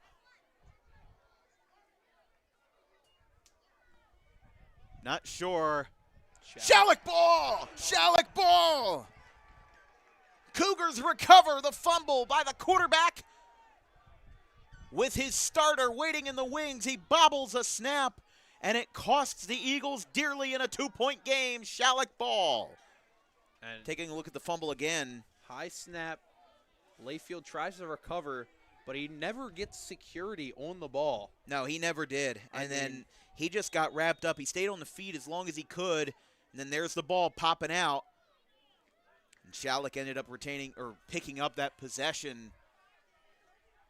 And for the 3rd time in this quarter, they start a drive on the opposing 49, although this time it's the 48. Still very similar positioning for Kevin Leamy, first-year head coach for the Cougars, right side.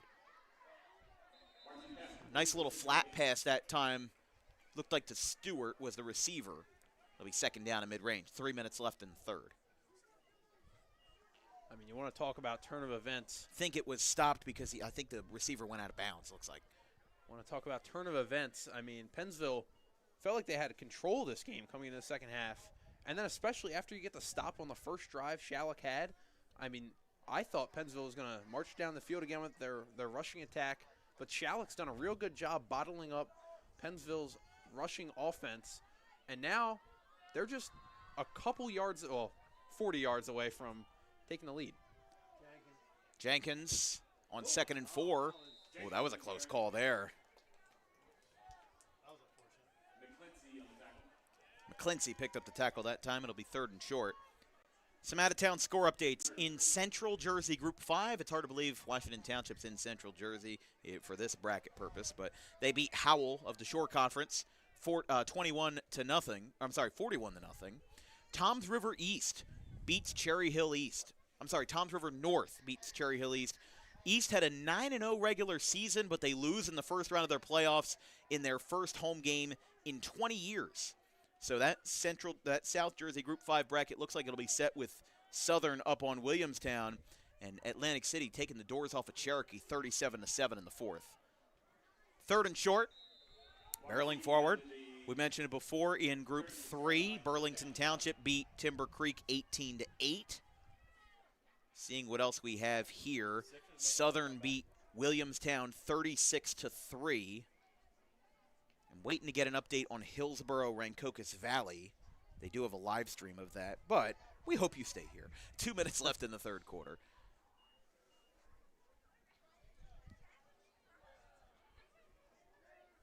First and 10. First down for the Cougars. Jenkins. 2 yards. Whoa! Suplex and a flag. That's a big mistake by Pennsville. They got way too much, and they slammed the Schalick player on the ground. That'll be a personal foul without a doubt, as on Jacob Hand. That is a huge mistake by Jacob Hand. I mean, you gotta that would have been a huge stop. But now that's a 15-yard penalty, and now Schalick's on the edge of the red zone. Just looking at that one again, I mean, I've seen that play before not get called, but even that was in the terms of what suplexes are, that was an egregious suplex. Look how far he went back, and that could have been dangerous. He almost landed on his neck for how dangerous that could have been. So that'll be a 15-yard penalty against Pennsville's Jacob Hand. And I don't like to rag on the kids too much because they are kids after all, but at the same time, that is something where you have to be – you cannot have that in your head where you just got to play it clean, because when you hear the whistles, hands off. Hands off. Absolutely. That's a personal foul for a reason. Seemed pretty personal. Deep ball, all alone, but he tripped up. Wow, what a close call for Pennsville. Dylan Sheehan. Looks like he tripped up. I think the ball would have been too far gone anyway. Agreed. But Dylan Sheehan looks like he got tripped up in the grass just before he got to the end zone. And a deep incompletion by Kenneth Barty brings up 2nd and 10, a minute 20 to play in the third.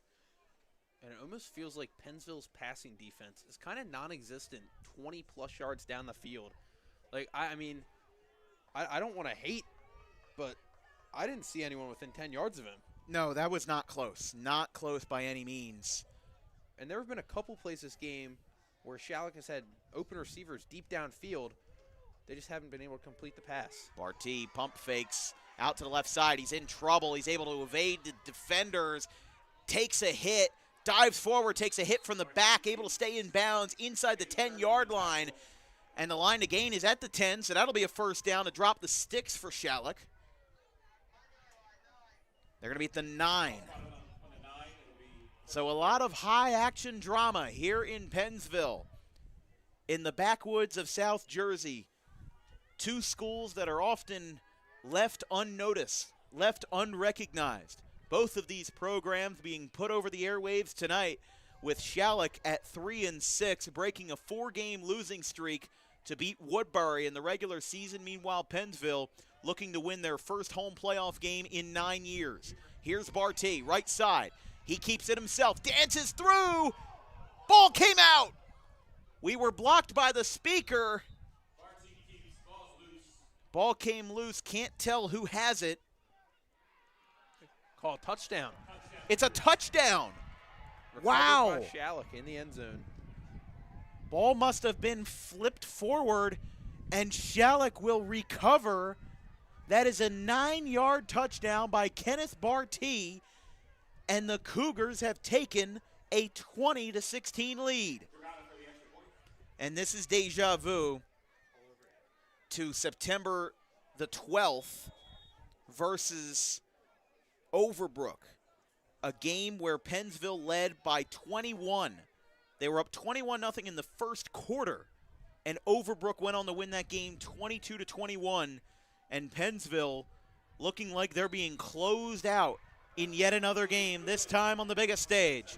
Hunter Dragata makes the extra point, and man, this is going to be tough. 12 minutes and 30 seconds in regulation, and we've got to wind down these last 26 seconds of the third quarter. We'll take a quick break. It's Schalick 21, Pennsville 16. The Cougars take their first lead of the evening.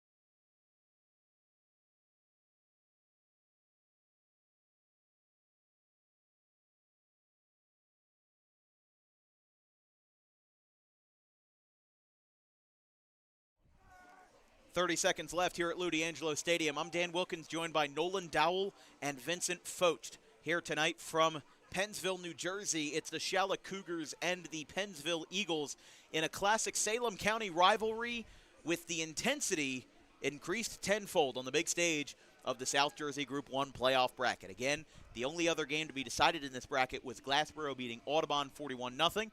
The other two games that matter, 5 Salem versus 4 Kip Cooper, and 7, oh, that one's fumbled in the end zone, and he will touch the goal line, which means that is a touchback. At any point, if a receiver or the ball touches the end zone, it is a touchback. It is not like it is in college. The ball cannot be returned in any form out of the end zone. Even if you return the ball at the 30-yard line and then just skip on backwards into the end zone, that is a touchback. And that's probably best case scenario for Pennsville there. I don't think they dodged the bullet. I don't think he would have gotten any yards there. They probably would have been pinned back around the 5-yard line.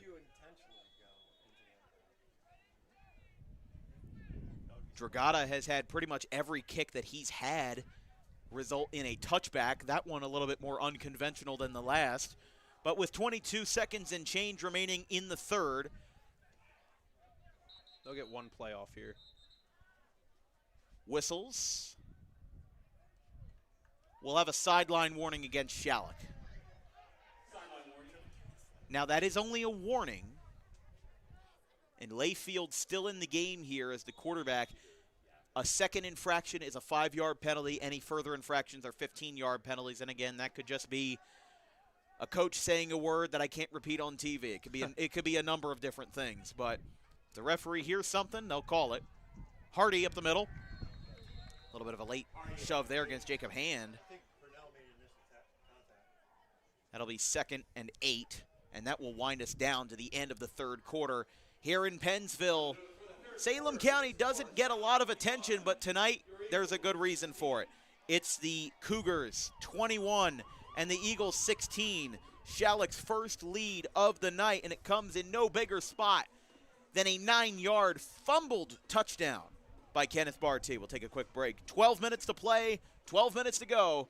Get your popcorn ready. We'll be right back after this.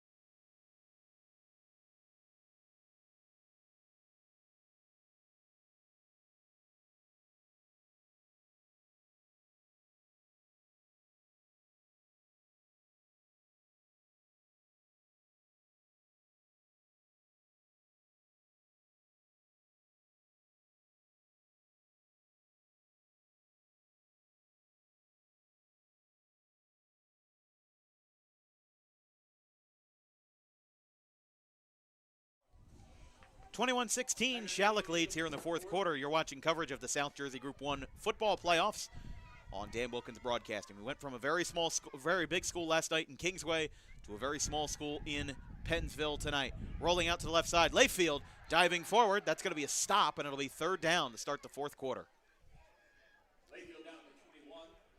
A little bit of sportsmanship there from the defensive backs, some gamesmanship, if you will. That was Hayden Sherman. We didn't catch it on the camera, but Hayden Sherman and David Stewart, they kind of went back and forth, and then they both patted each other on the back. So the big thing here is that even though this is a rivalry, there's a good chance a lot of these kids know each other, just personally. Yes. I would imagine Schalick's only Small 15 county. to 20 minutes from Pennsville, if that. Get to travel on the back dirt roads. A lot of these players probably played Little League together. They played club ball together. These are small towns, small communities that make big impacts here in Salem County. 3rd and 8. Schalick's got to be careful on the line. Trying to jump the line, and Pennsville calls a timeout. Tried to face the pressure, and instead they call a timeout. We'll stay it right here. Scheduled for the rest of the week after Monday on DWB. On Tuesday, we have the first round of boys soccer playoffs. We go to Knight Park right off of the White Horse Pike for a Group 2 battle in the first round between the Haddon Heights Garnets and the Collingswood Panthers. Excuse me, that is not at Knight Park. That is at the Collingswood High School football field for a 2:30 p.m. kickoff. I'll be joined by David Cohen for that one.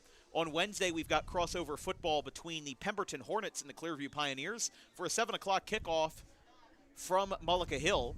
And then Thursday, a non-public crossover between two teams who fell short of the playoffs, the Camden Catholic Irish and the Holy Cross Lancers.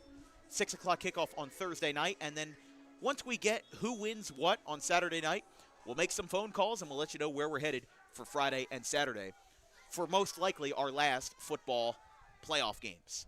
Layfield with a deep ball. Too much. That one fell short. Just got a little bit too much, but also a very deceptive fake that time by Layfield. Basically put all of his power into one fake and then used the rest of it for that deep ball that was intended for Elaine. And now with a minute gone in the fourth quarter, man, Pennsville, this feels exactly like Overbrook's game from earlier this year, except on a much larger scale. A game where Pennsville led, a game where energy was high at the half, energy was high in the first quarter, energy was high before the game, and now, especially versus a local rival, seems like that energy is just being whisked away from them little by little here at the Lou. Low punt, but it's going to get some yards, and this is going to take a great hop. They'll have to pull off of it. They're going to let it roll, and it will stop in its tracks at the 21-yard line. Fantastic punt that time by number 11, it looked like. Excuse me, that was Grady Sanders, who was on the punt that time for Pennsville. As much as people don't like to talk about punters, that was a fantastic punt.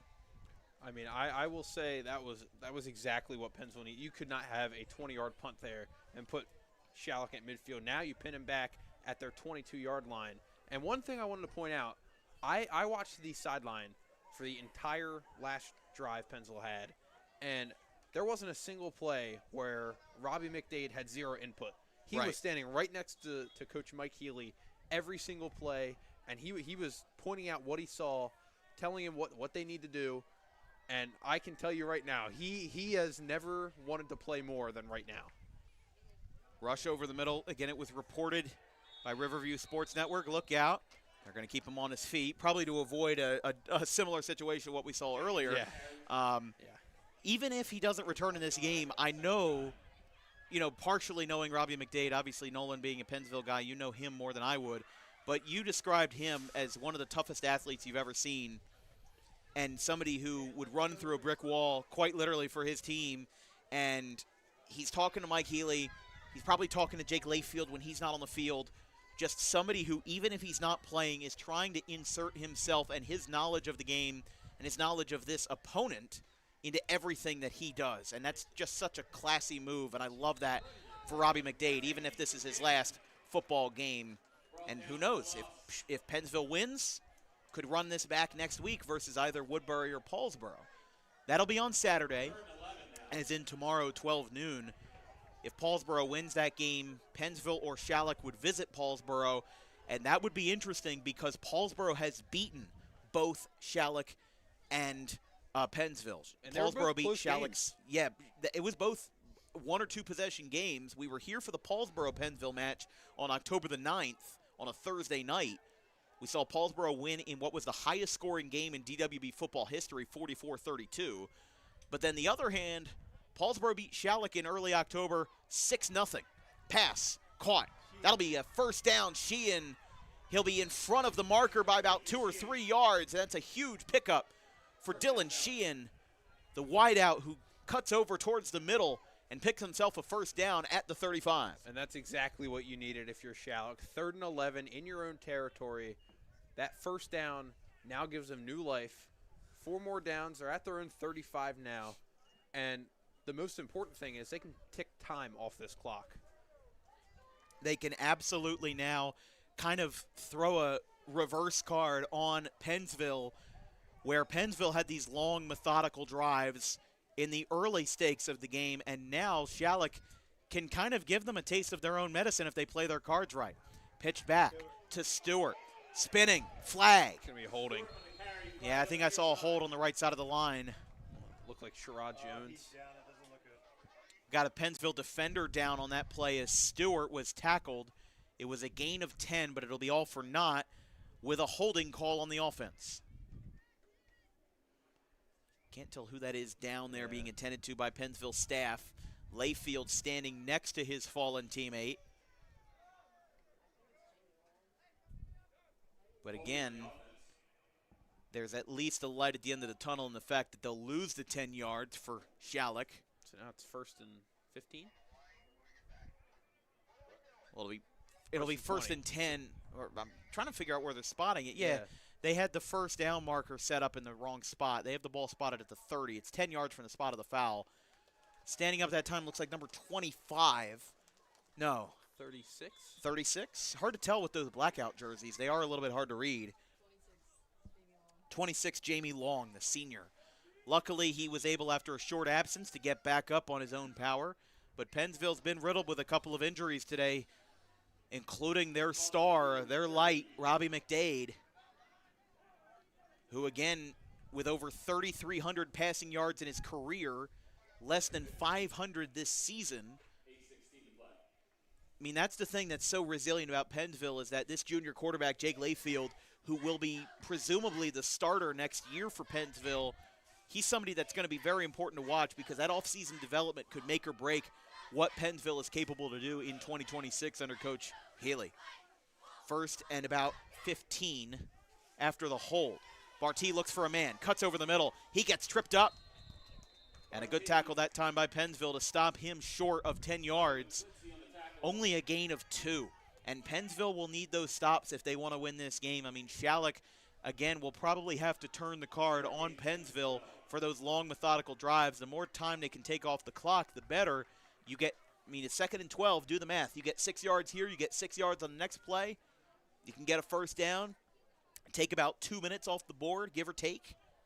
And Schalick could be well on their way to a short but celebratory bus ride home, but we are not in any way there yet. They send Jones in motion. They pitch it back. Oh, that was almost a fumble as Jones had to lean and lunge forward to get the pitch. That was a misguided pitch that ended up being right in front of him. A little one-handed grab by Jones there to keep the ball above him, which is the most important thing there. You cannot let the whole ball hit the ground on the pitch, because then it's live. Exactly. And Pennsville could have just got the ball back at the 30-yard line, Schalick's 30-yard line, and now it's 3rd and 9. They've been running these pitches a lot more in this second half. But I mean, right now it just looks like that Schalick is going to try to get as much as they can. They only got 3 yards on that last play, and that could have been disastrous if Jones, or excuse me, no, that was Sherrod Jones, that if he fumbled that, ooh, Pennsville could have had a lot of life. Barty fakes the handoff, but he's in trouble. Runs into the Pennsville line. Whistles fly. He'll stay on his feet. Pennsville trying to make smart moves. That is a huge break for Pennsville.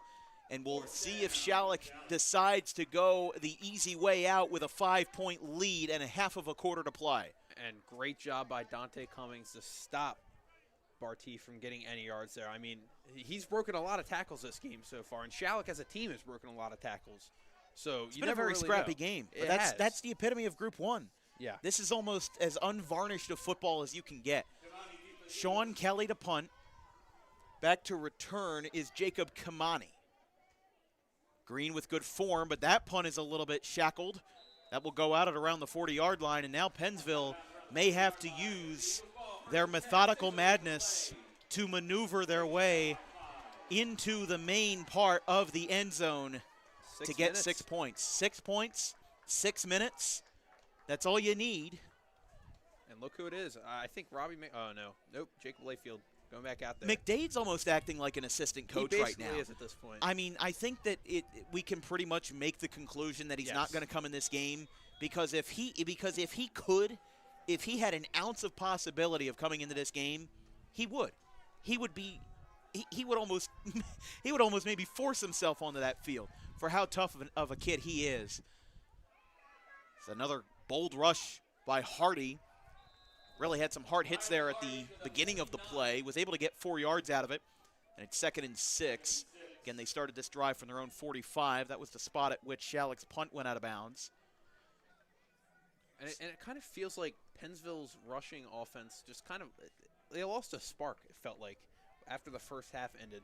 They haven't really had any great rushes so far. I mean, Rylan Hardy's had a really good game, but it might feel like maybe the offensive line's fatigued because they play offense and defense. They're not just one side of the ball guys. They're both sides. Hand off to Hardy. He spins. Rylan Hardy to the 47. He's about 2 yards short. 3 yards. Let's say for safe sake of argument. Hardy a little slow to get up. He took some hard hits on those last 2 plays. He might be getting fatigued. He might be getting a little bit overused here, but I think in this situation, this isn't a September ball game. This is Halloween night, first round of the playoffs. You can rest when the game is over. You can take some ibuprofen in the morning. But Rylan Hardy staying true, staying in this game, even though he does seem, at least right now, a little bit exasperated. 3rd and 3 from the 49. A late delayed pitch. Hardy right side, flag on the far sideline. Came in from the side judge on the pylon. Are we going to see a holding here? If it is, that's going to be a big nail-biter for Pennsville. The head ref now going over toward the far sideline to confer with at least 2 other referees. From what I saw, it looked like a holding on number 4, Adriana Lane. That would be a big mistake for the sophomore. Wow. Holding Pennsville. Their last drive was they're going to decline it, and that's honestly it's a risky, but it's a smart move. Oh no, they don't. Oh no, they okay. My bad. No, that's okay. Because if they did, that would have been 4th and 4, and you would have really put Pennsville in a tough predicament. But what do they do? Trying to figure out where they are now. The ball is not on the field. The ball has not been spotted yet. One of the referees, one of the officials still has it, and now they're walking it back, so we can presume Schalick accepted the penalty. But for Schalick, again, this game and this season, the regular season feels like a transitional year. A new quarterback, a new coach, a new beginning. But this playoff game has the old inklings of former head coach Mike Wilson written all over it. Instead of Kenneth Bartee, I could have closed my eyes and guessed that Kenai Simmons was still out there. But Schalick looking like that they are just like their old selves here in the 4th quarter with a huge comeback of 9 points. He's wrapped up on 3rd and long. Layfield took it himself and came up empty-handed. That is the worst possible outcome for Pennsville there. Feel like he's got to get rid of that, if anything. I mean, now this is going to take more clock off the board. Pennsville only has 2 timeouts. They used one in the 3rd quarter to help disrupt a Schalick line rush. But Pennsville really has no choice. Pennsville has put themselves in a precarious position. 4th and long, 3.5 minutes to play. And if it fails, the green, gold, and white could be headed to a playoff victory on the road. Drops back, deep throw, one hand, no good! Heartbreaker! Stewart breaks it up. And Schalick with a turnover on downs when it mattered most. Now, and you can, go ahead. Pennsville does have all 3 timeouts, which is big here. No, they pretty sure they have 2. They called one in the 3rd quarter. Oh my gosh, they did. This is the second time this game. That's okay. I'm making sure we get it. Has it at 3. No, they haven't. They didn't update that in the first half either. The scoreboard for the timeouts, but we're keeping it on the clock here. That's why DWB is on top. I'll tell you this though, Schalick. You could not convince me otherwise that, inklings of Mike Wilson are not on that sideline. The man who built Schalick from the bottom up left in the offseason to go to Clearview, and his replacement is now 3 minutes away from a playoff win on the road as Bartee gets tugged at the jersey. Tackle was made by Gurnovich, number 79. Jaden Gurnovich there. Gain of 4. When does Pennsville start calling these timeouts? Because you have a bit of a handicap in the fact that you only have 2 remaining instead of 3. You can't just wait for them to get a first down and then 1, 2, 3, bang, bang, bang. Got to be a little bit more conservative, and you have to be, as I've mentioned, like a broken record, you have to be very methodical with when you call these. Because if they get a first down here, I would call 1 after the first play and then 1 after the second play, and then just let it run for as much as you can stomach it. And you have to preach ball security right now if you're Schalick. Absolutely. You cannot turn over the ball. That is the number one thing right now. Now, that's a late timeout. But it's Schalick. Okay. Schalick calls their first of the half, and we've got 2 minutes, 15 seconds left here in Pennsville. It feels almost like a reverse for the Eagles. They won a playoff game on the road last year over Burlington City, who knocked the doors off of Bound Brook tonight, 48-0. And for Schalick and Pennsville, this will mean a date with either the Woodbury Thundering Herd or the Paulsboro Red Raiders, which for both of them, Pennsville has not played Woodbury, but Schalick has played both Woodbury and Paulsboro. Pennsville has only played Paulsboro. No prior history as to what I'm concerned with Pennsville and Woodbury. And this is not what Pennsville wanted. Not at all. Obviously, you don't want to ever lose, but this is Pennsville. This feels like a game that they could have had. They're going to lose Robbie McDade. He's a senior. Rylan Hardy. He's a senior. 4 of their 5 starting offensive linemen are seniors. I mean, it's just all throughout the team. They're losing a lot of seniors this upcoming season. So this was kind of the year to do it, if any, for Pennsville. 2nd and 4. Rush over the middle. It'll be 3rd and short. Now Coach Healy comes out and calls his first timeout. So you were talking about how Pennsville is losing a lot of their seniors. Well, I would say on the opposite end of the card, look at Schalick's roster makeup. The guy who's been under center for most of the night, Kenneth Barty, he's a sophomore. He's going to have another year. Gary Simonini is going to have another year. Line up as a quarterback and a strong safety on this roster. David Stewart, he's a junior. Dezion Purnell, junior. The only seniors that you're really losing, Robert Daly, Hunter Dragata, Dylan Sheehan, and then Jace Volivar as well.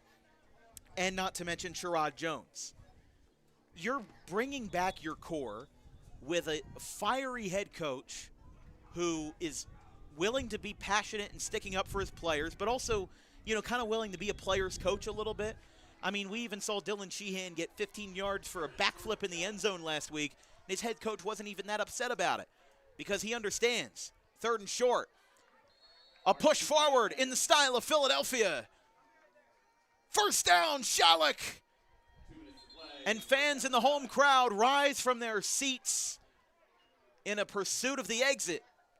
As with 2 minutes remaining, the Schalick Cougars, much like the days of old, will bring the green and white of Elmer Township looking like a road playoff win here in the 6-3 matchup. And they definitely did not play like a 3-6 team tonight. Schalick has been playing really good defensively and offensively. We saw the explosive plays they had to make this comeback. And that's exactly what they needed to do. The Pennsville passing defense was nowhere to be seen tonight in the second half. And Schalick capitalized on that and took this game. Yeah, I mean, again, this feels like deja vu of Overbrook. I mentioned it before. They had a 21-point lead. Of course, Pennsville's lead was not as large in this game. They only led by 9. They were up 16-7, and that's been it. They have not. This is the second game that we've covered out of 3 for Pennsville this year where they have not scored in the second half. Here goes Barty, left side, spinning, diving forward. And the poetry of the Schalick Cougars continues to impress. A young roster made up of mostly sophomores and juniors with the exception of a handful of wide receivers. Both of your quarterback hybrids, Simonini and Barty, will be back for another year. I mean, even though we are unable to get a home game for Schalick, that's something I want to get in pursuit of next year because Schalick is a fun team to watch. They were 2-5 in the regular season going into last week versus Woodbury. They beat Woodbury by scoring 21 points in the second half. This team is one that is built for big moments. They are built to be down, and they are built to be rebuilt. Coming back from a 9-point deficit at half to be up by 5 here in the final minute. Barty, hands off. Pennsville, as we mentioned, looks like they're out of timeouts. Looking like that's going to be enough. First down, Schalick. And the fans standing for Schalick, looking around in the visiting opposite bleachers. 21-16. Schalick in victory formation. Kenneth Barty, the sophomore quarterback and running back, with mobility that hasn't been seen by many under first-year head coach Kevin Leamy. Many linemen and players on the sideline looking at the scoreboard to their upper left. Barty takes a knee, and the Schalick Cougars will upset the Pennsville Eagles on the road with an incredible impromptu second half comeback. And it's 21-16 in a scrappy Salem County showdown on Halloween. It's a scary Schalick Cougars team who comes in and they scare the goblins and ghouls of Salem County off of exit 1. The Schalick Cougars. The clock hits 000, and a trip to Woodbury or Paulsboro is imminent for next week. Schalick wins this one in a thriller. Look at how happy Schalick is on their side. First-year head coach Kevin Leamy taking over for Mike Wilson, leaving an entirely new blueprint of an offense in front of him. The Schalick Cougars are headed to the next round. Incredible stuff. It was a good game. I mean, and you could see how distraught Pennsville is. They are beside themselves in the fact that they let this game slip away for a passionate program that had a playoff win on the road last year and now losing on their home turf, on their home field for their first home playoff game in 9 years. It ends in a 5-point defeat. And you got to feel for quarterback Robbie McDade. I mean, he went down early in this game, and he didn't have the opportunity to go out there and play against Schalick in a playoff game. I mean, not only was it a playoff game, it was a home playoff game, which Pennsville hasn't had in 9 years. So the first time they have one, their starting quarterback goes down, backup comes in, he plays well the first half, but Schalick figured him out. I mean, that second half, Pennsville could not move the ball. Oh, absolutely. It was fantastic defense and a great game plan from Kevin Leamy. I mean, Pennsville was outplayed today. Pennsville was absolutely outplayed, and again, this is the second time this year, as we turn the camera back around to our wonderful faces, that Pennsville has led a game by multiple possessions going into halftime and came out on their home field with a loss. And that's something that's just really heartbreaking for Pennsville, is that this is a program that's passionate. This is a small town that attends their games. They attend their games well. There were a lot of empty seats tonight, but that was to be given. It was Halloween night. You're going to see that happen in some places. And I think that Pennsville is a program that cares deeply about their team. This is the first time in a while that Pennsville has been really put on the map, and their biggest test was versus a local rival. Do I think that Schalick, was favored going into this game? I would personally say no. Pennsville went up with an 8-minute drive in the first quarter, and that, in my head, I internally thought that Pennsville was going to run away with this. It wasn't going to be mercy rule. It wasn't going to be clock running opportunities, but it was not going to be close. I was wrong, because Pennsville went up 16-7. We even thought Schalick had a game-ending mistake, not kicking a field goal to end the first half. We thought it would have been 16-10. We thought, they were done. But Pennsville didn't score in the second half, and you got to think that they just ran out of gas. Robbie McDade was in there. He basically, as we mentioned, when he went down in the first quarter, you just felt something shift in the tone of this stadium. And I think the issue was mainly that he just wasn't there. Robbie McDade obviously is a fantastic quarterback, and his backup was a good replacement. He was a good, adequate replacement. And you know what? When we kick off the 2026 season, he's going to be somebody that's going to come in, and he is going to be somebody that will make a big impact for Pennsville next year. And when we come back to Lou D'Angelo Stadium next year, I'm sure that we'll have a lot of good things to say. But tonight, it's right about what Pennsville was unable to do, and it was unable to score in the second half. We mentioned it versus Paulsboro 3 weeks ago. They were unable to stop the pass defense. They were unable to do it versus a team that doesn't pass a lot in Schalick with the duo of Simonini and Barty. Yeah, I mean, you said it best. Pennsville beat themselves in the second half. Basically, It was a combination of not having an offense where you throw the ball. You're a one-trick pony. That's kind of what they were. And they went out there. Schalick outplayed them in the one trick. I mean, the rushing attack, we saw it first half. Ryland Hardy was fantastic. Second half, nothing. Yeah. It felt like I don't even – did they pick up a first down in the second half? They did, that but one they pass didn't play that they had? They didn't really have much anything of substance, and that, I think, was the problem, was that, Pennsville just really – they kind of got in their own way. I like to think that personal foul got in their way a lot with a 15-yard penalty. That helped set up the Schalick touchdown with a 15-yard, basically a personal foul for a suplex that time. That definitely didn't help Pennsville's case. But let's talk about positive for Schalick for a brief moment. I mean, first-year head coach in Kevin Leamy, they were 2-5, or rather 3-5 in the regular season. They lost 4 straight games, all versus quality opponents in Salem, Glassboro, and the rest of them, Paulsboro being one.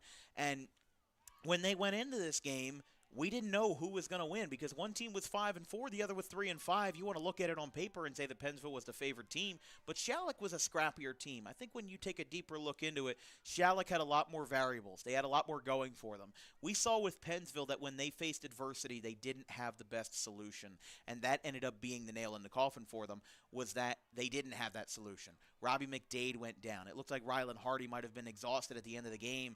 It just all came together, and it was a perfect storm for Schalick. And having a game where you don't score in the second half, it's not going to work well for you. So I think that at the end of the day, Schalick took advantage of a weak Pennsville team, and I don't even mean weak in that bad of a way, because if you play this game, let's say if you put all the players and the coaches in Madden and you play that game, Pennsville might win 9 times out of 10, 8 times out of 10. But in that situation, Schalick played best when it mattered most. They don't have to take a long bus ride home. These are players that they know. These are players that they cherish. So a lot of sportsmanship there at the end of the game as Schalick went into their post-game formation. But I'll tell you this, gotta feel great for Kevin Leamy. First-year head coach, after a 4-game losing streak, you would say almost like, remember the Eagles 2 years ago? Yeah. When they were, 8-1, 9-1, and then they lost every game in the second half of the regular season, and then you go into that wild card game versus Tampa Bay, and you're like, okay, we're done. We know that we're not going to win this game, and that's exactly what happened. But tonight, Schalick was able to overcome their adversity. They were able to overcome the fact that they had a 4-game losing streak, and after a dominant win, a semi-dominant win at Woodbury last week, they come into Pennsville and they pick up a huge playoff win on the road. And now you have momentum. I mean, you've beaten 2 teams in the past 2 weeks who you could face Woodbury next week. Or you could face Paulsboro, who you played earlier this year and only lost 6-0. Right. I mean, those are 2 teams that you could beat. They showed Absolutely. They beat Woodbury last week, and they played really well against Paulsboro the first meeting. So it really just depends on who they draw in the second round. I will say, going over the potential matchups, Paulsboro versus Schalick, I think, is going to be a really good game. Yeah. I think that if they play Woodbury, that's going to be a game where Woodbury's going to have to be on their best mark. But at the end of the day, Schalick will go home to their Salem County community in Elmer Township, and in a battle of local rivals, they win this one 21-16. That'll be all for us tonight on Dan Wilkins Broadcasting. From our entire crew, our social media coordinator, Haley Mejia, our graphic crew, Gavin Van Rel, Caleb Lane, and Carson Rosso, my producer, Vincent Focht, my color commentator, Pennsville grad himself, Nolan Dowell. I'm Dan Wilkins. We hope you have a fun and safe Halloween. Please do not take my 100 grand candy bars if you're at CVS or Walgreens tomorrow. We will see you tomorrow in the afternoon for a 12 o'clock kickoff between Overbrook and Delran in South Jersey Group 2. That's a final, 21-16 Schalick. Have a good one, folks.